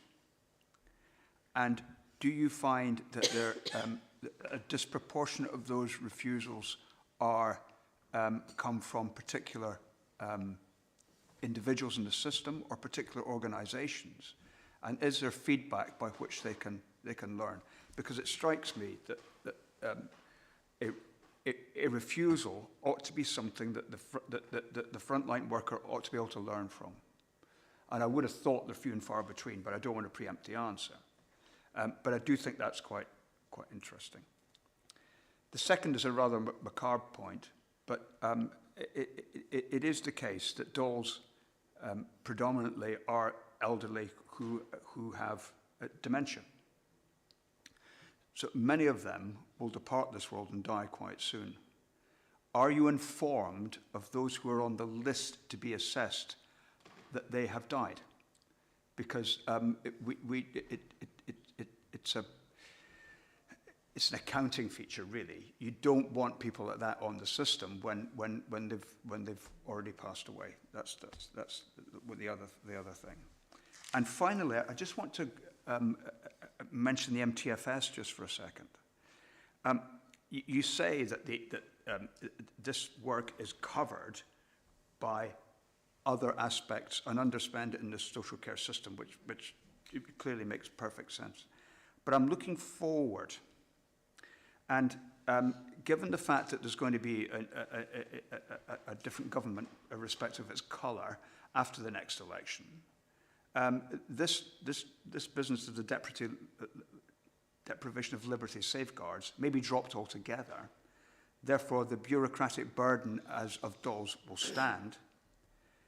In the light of the fact that people are, dementia is on the increase, that we've got a demographic issue in Staffordshire in terms of the number of people getting older, therefore increased number of people getting dementia, and that this could mushroom into quite a bureaucratic burden in the future. And I wonder if you've started to give that thought. Maybe it's too far ahead to give that thought, but if you started to give that thought and what those thoughts might be. That's it, thank you.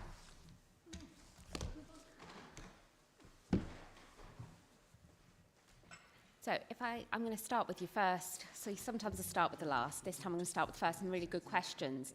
So it's very rare, actually, and I actually cannot think of a time where we would refuse the assessment without actually doing it. So if you make an application, then we will complete it based on the information. It's only the managing authorities that make the requests. So it's the person, it's the care home or the hospital that put the request through.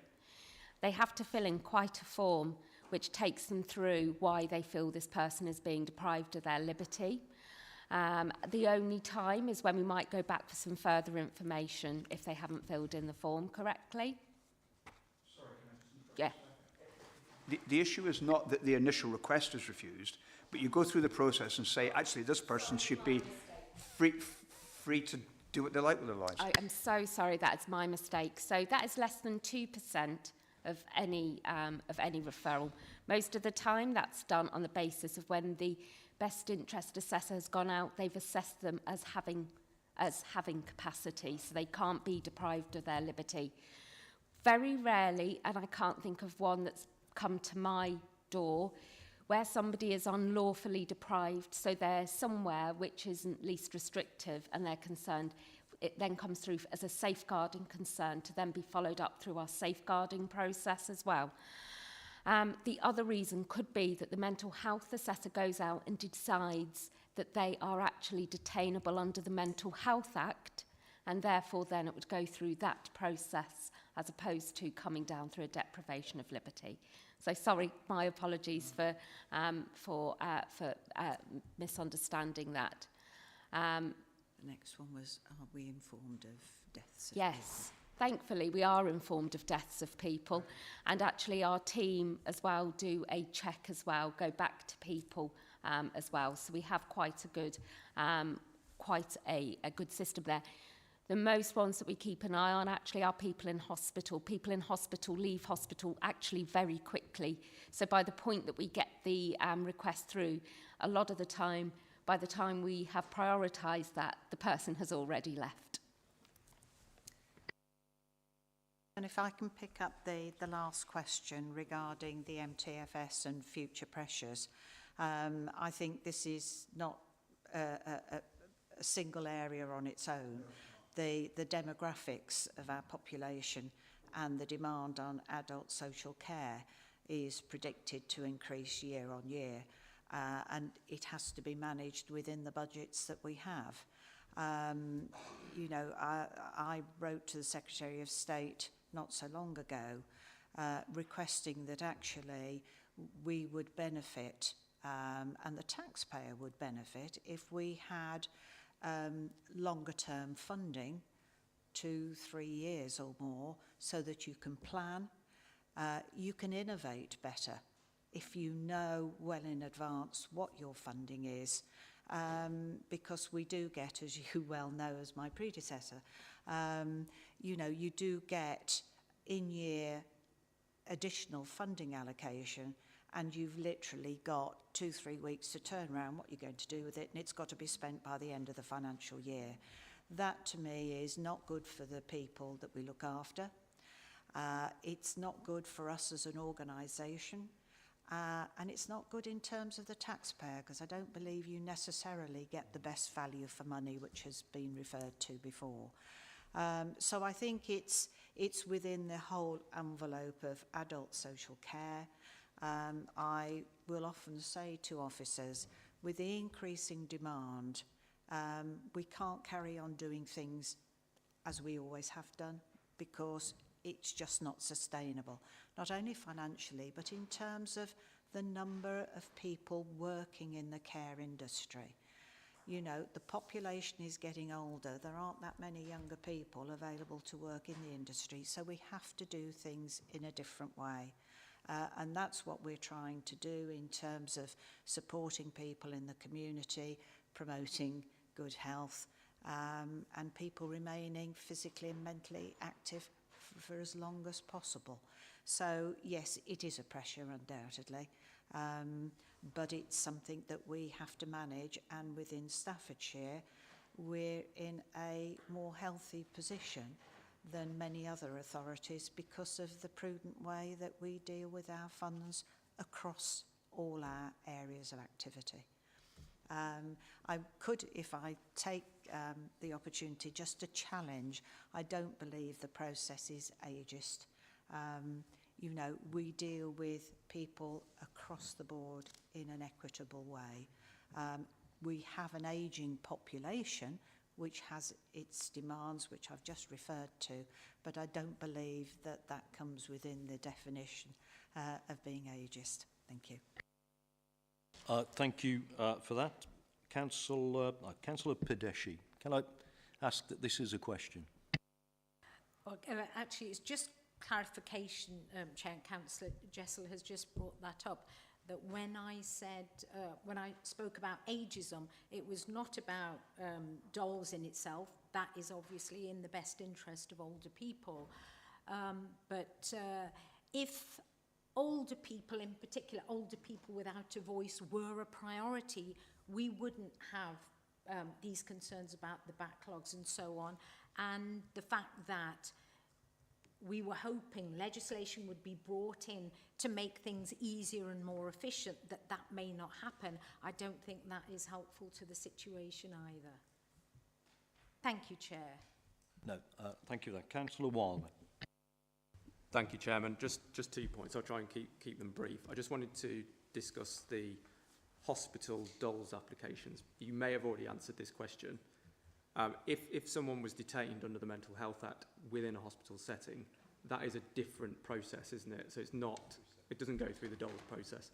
Just because I'm aware of an incident at a certain hospital, not in Staffordshire, of someone being sort of detained under the Mental Health Act and there being the CQC involved and so on, because that person might not have been in the right setting. So anyway, that's solved that problem. Just secondly, on the point around the local government and social care ombudsman publishing the report, I think most of us are all aware of that. Standing here or sitting here today, what do you think the position would be if they came and reviewed us again? Do you think that they would say that we're unlawful, or do you think that we are now acting within the law? Oh, do you know, that is a good question. Thank you for asking it. It's something I often think about. I certainly feel we're in a much stronger position now. One of the decisions I know that had been made previously was that we didn't necessarily actually even look or seek to do low-risk dolls applications where they'd been identified as being low risk. That's not the case now, because we are completing low-risk dolls. And actually, whilst we have a waiting list, our intention is always to have those completed. And as I said, our timescales are much more within those limits. Again, I can't say that we are doing absolutely everything as per the law, because we are outside of those timescales, so it would be wrong for me to sit here and say that we are. But I don't think that the Ombudsman would find so strongly against us at that time. And certainly, I think the Ombudsman decision against us as a local authority was almost representative of the situation across the country at the time as well. And we were there to show, you know, because we haven't been any different. And now actually we're in a stronger position compared to our local comparators. So there are some benefits there. I think of this in when, say, CQC come and inspect us and where their view would be. And I think that there would be room for improvement, but I don't think that this would be a significant concern as it would have been previously. I hope that's good. Thank you. Thank you for that. Councillor Snape. Just to give some support for Ruth, 6 or 7 years ago when I was on this committee, the committee decided really that we would put a lot less emphasis on the low-level ones. So we had the county solicitor here and we had the head of complaints here as well. And we sort of agreed that to get the higher interest ones down, we would sort of put a lot less emphasis on them to a point where perhaps they wouldn't be done, I don't know, 40, 50 days as opposed to the 28 days. So I can see exactly where you're coming from really and why we perhaps had that decision made against us by the Ombudsman, etc. Because this committee was acting in favour of doing it, I've got to be fair. Councillor Jessel. Thank you, Chairman. I just wish to come back on the comment that was made about the ageism side of things. When it comes to this level of considering somebody's and safeguarding, depriving them of their liberty, usually they're not a cold case. They've gone through a journey of progressive degeneration. It is very rare that it's sudden and immediate, unless it's been the clinician has decided that it's been a life-changing event. So there is an enormous amount usually of pre-assessment information that is at hand in order to base the initial assessments on by the time it comes to that level of concern that it actually constitutes a deprivation of somebody's liberty. And it's not a cold case. People usually know by the time it comes to that whether it's going to be high risk, low risk or no risk. So just to a little bit on that, I don't think it's ageism at all. I think it's necessary to consider the event changes that happens in a person's journey. And that is managed carefully through the system in terms of safeguarding. Thank you. Thank you, Chairman.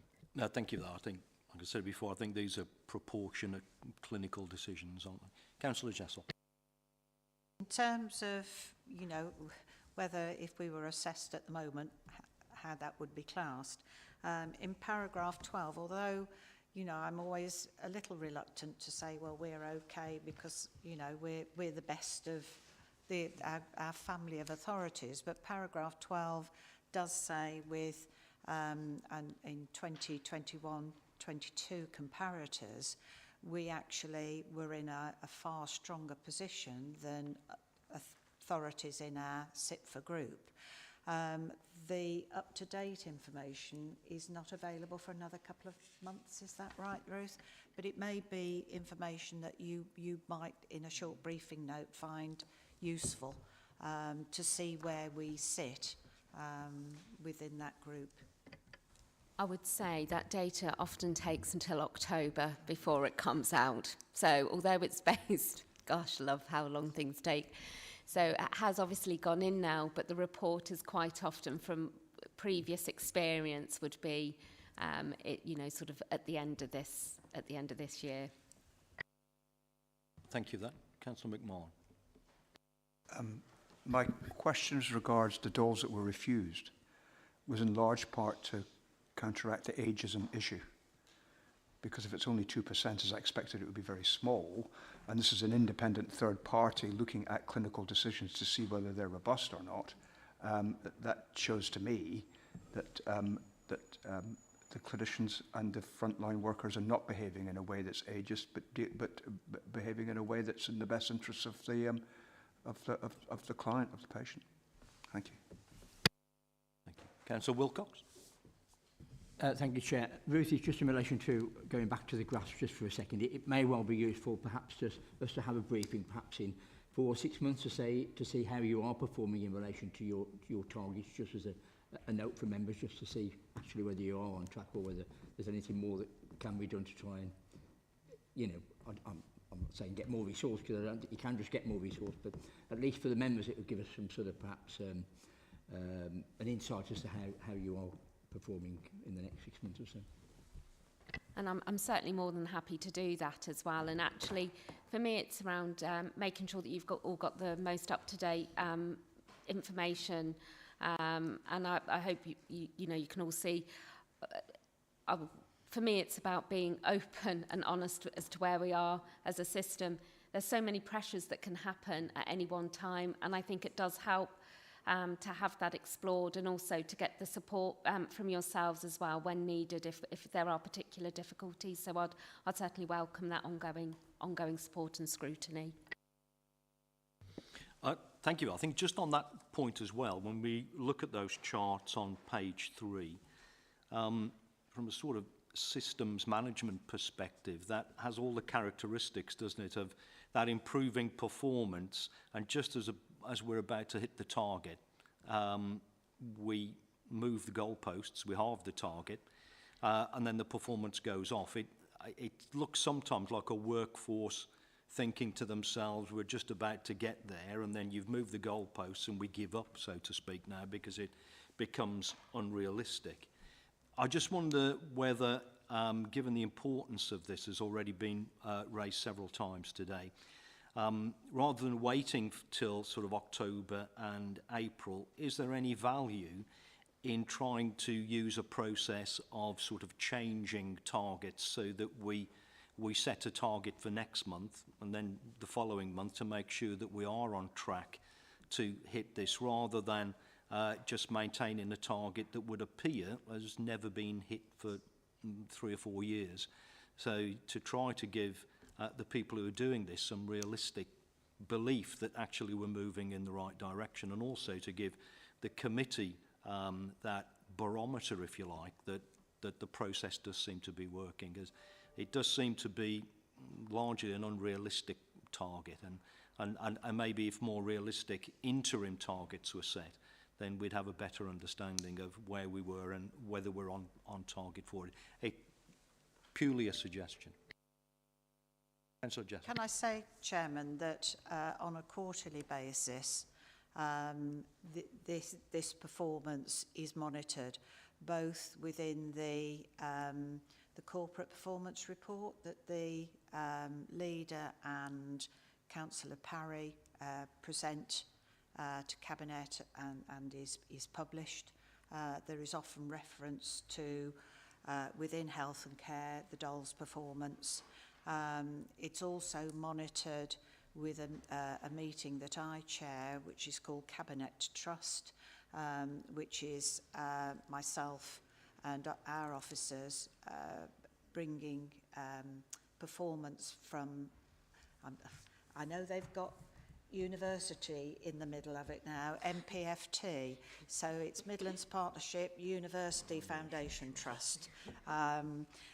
So that performance is also monitored through that. So obviously Scrutiny can ask for whatever information it wants, but to give you that assurance that I have a fortnightly briefing with the director, Dr. Richard Harling, and you know, this is something that's been on my radar for the last 12 months.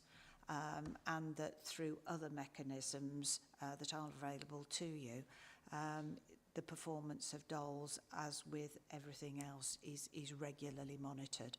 I'm a great believer in setting realistic targets, but targets need to be a bit on the challenging side. And I think, you know, Councillor Bardesi and others have said, this is really important.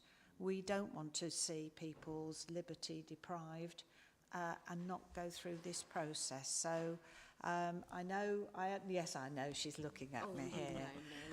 No. You know, it has to be realistic. The officers have to believe that they can achieve. But equally, we have openness between us that if something happens, well, you know, we have to deal with it. So I would like to leave the target as it is. I accept and acknowledge it's challenging. It needs to be. You know, if there are resource issues, we may have to deal with it. But it's not just the money. You know, I don't class $750,000 additional funding. It's quite big beer, that is. But it's the availability of the skilled people to do it. And this is part of this bigger picture.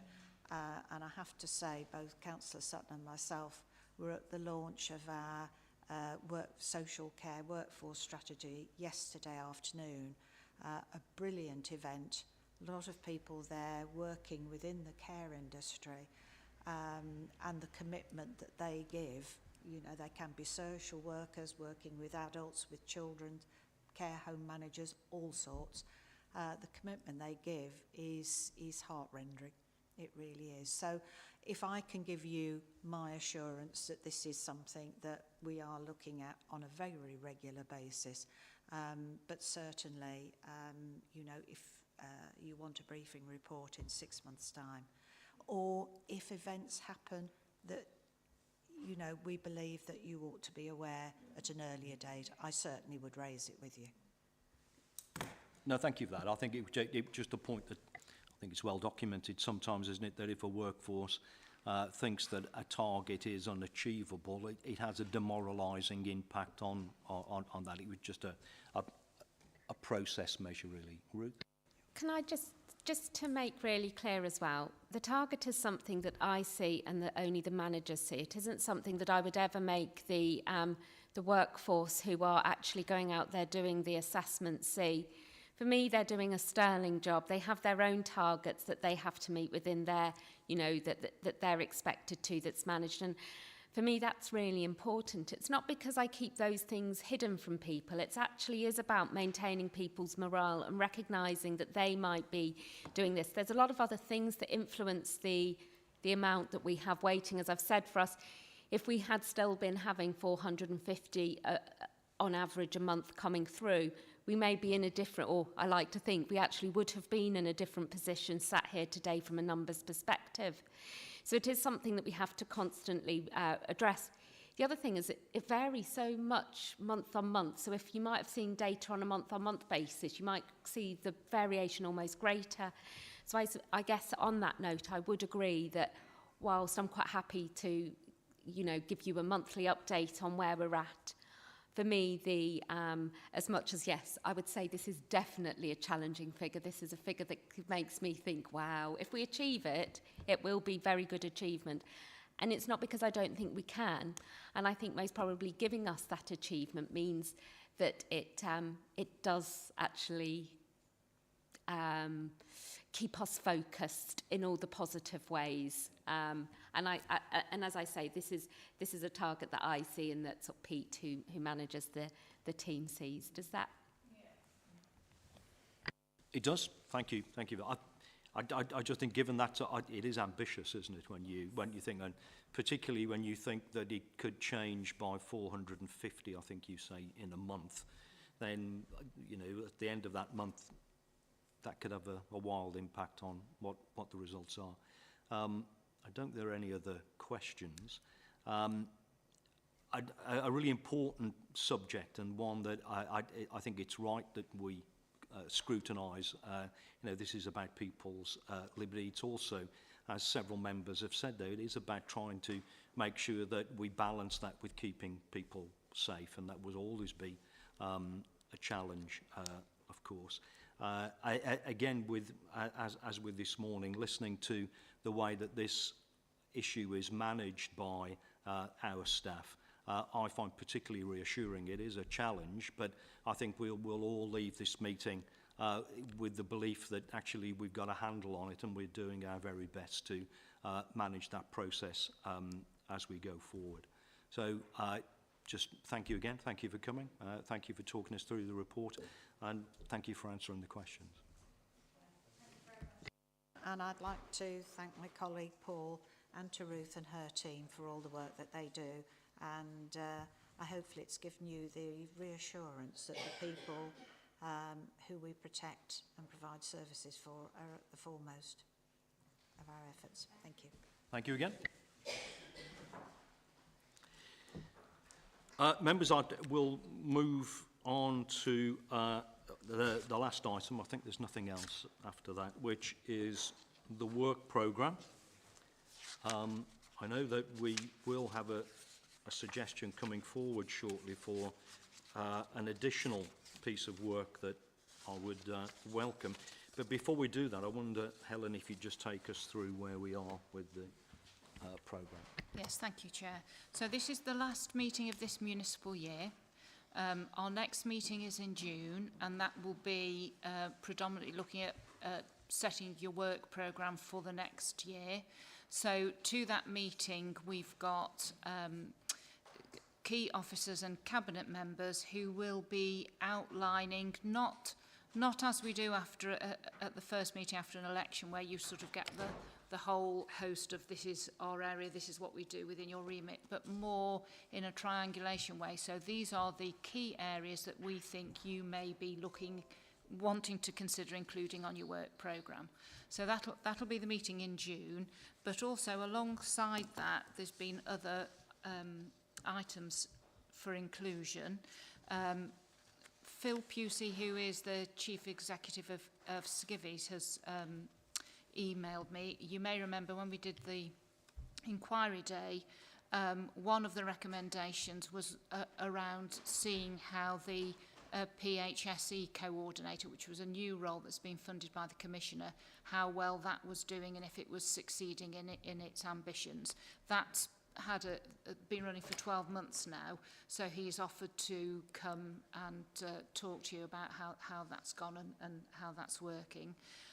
Also, we had, if you remember, we'd got in February, the Police, Fire and Crime panel had a special meeting with the Commissioner to look at the Peel report, and I sent you through a briefing on that meeting. So following on from there, you were going to consider whether or not you wanted to arrange a separate meeting between yourselves and the Commissioner, so that's something else for consideration.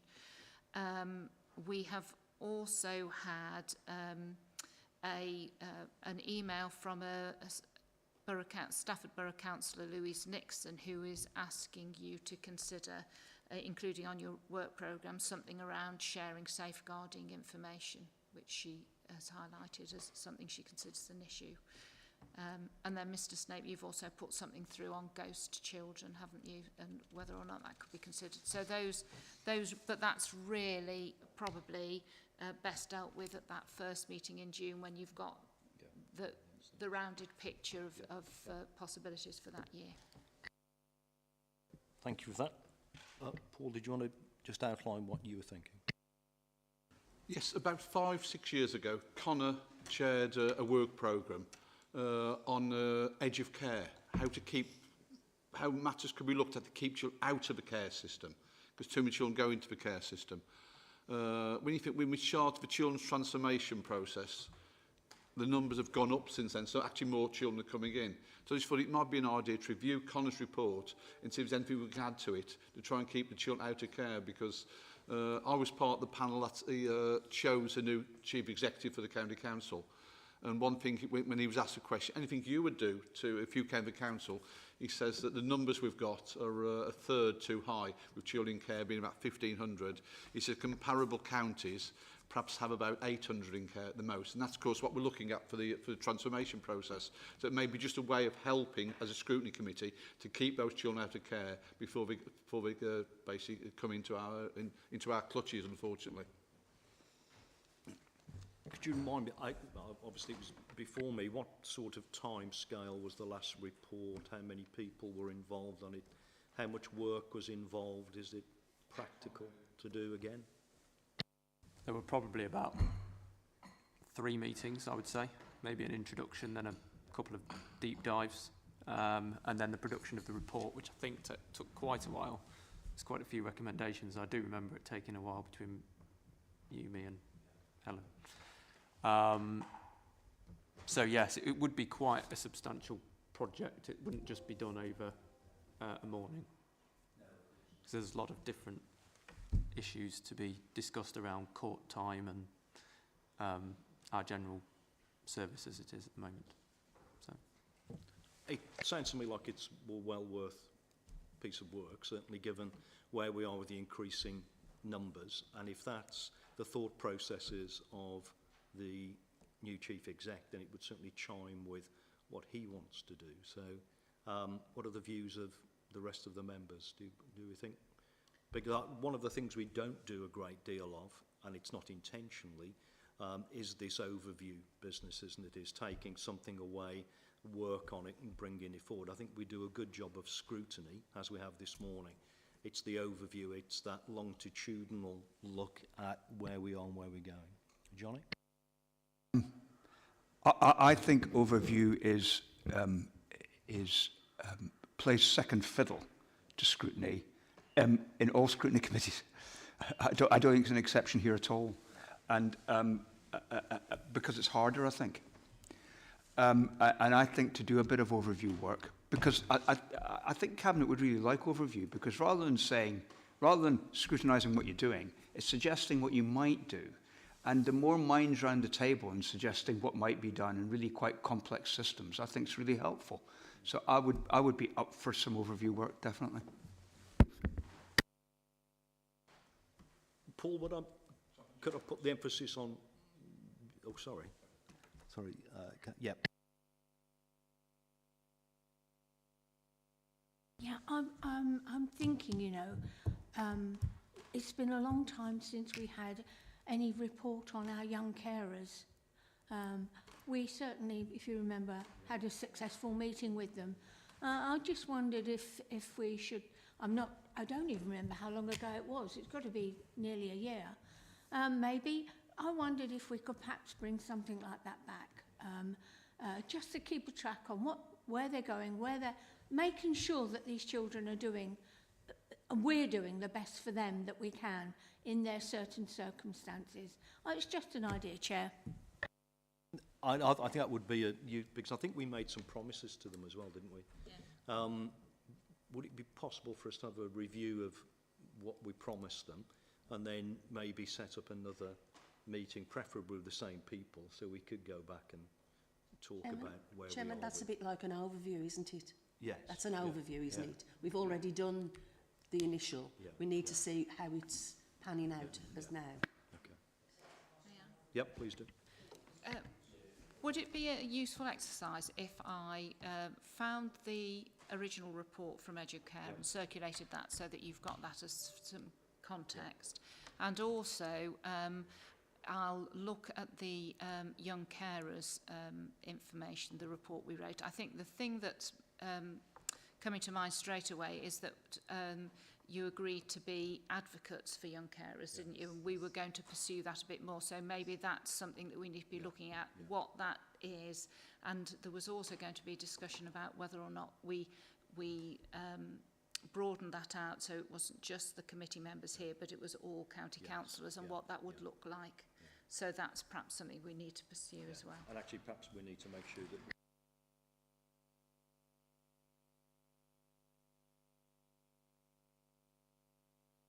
how do we take that forward? So if I find the original report and if I circulate that to members, then you've got that to consider. Yes. It's whether you want me to look at doing something with that before the June meeting, when we're work programme planning, or whether you'd prefer to look at that report. I'm happy either way. I mean, I'm not aware of any particular changes to committee membership at all, but so you know, we can set something up now if you would prefer. Would it be useful just to repeat the exercise? Do exactly what we did before if we've learnt lessons from it.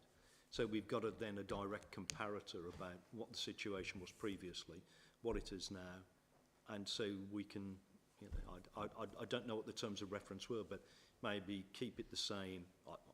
Just ideas. What I suppose, Paul. What do you think? I think really a case of first look at what we decided last time, see if they've been implemented. If not, see why they haven't, and then just have like the round robin. Any other ideas, and discuss that before we take it to a bigger picture, because if everything has been implemented, then we perhaps have to look at new ideas. If they haven't, we can review really what was done, what wasn't done, and then take it forward. So we're not really spending too much time on things that we don't need to look at. That sounds like a plan. Would it be too much work then, Helen, to recirculate that report and also whatever the recommendations were from it? Would we be in a position to know whether those recommendations have been implemented or not? Well, I can find out for you and then I'll circulate that. Okay.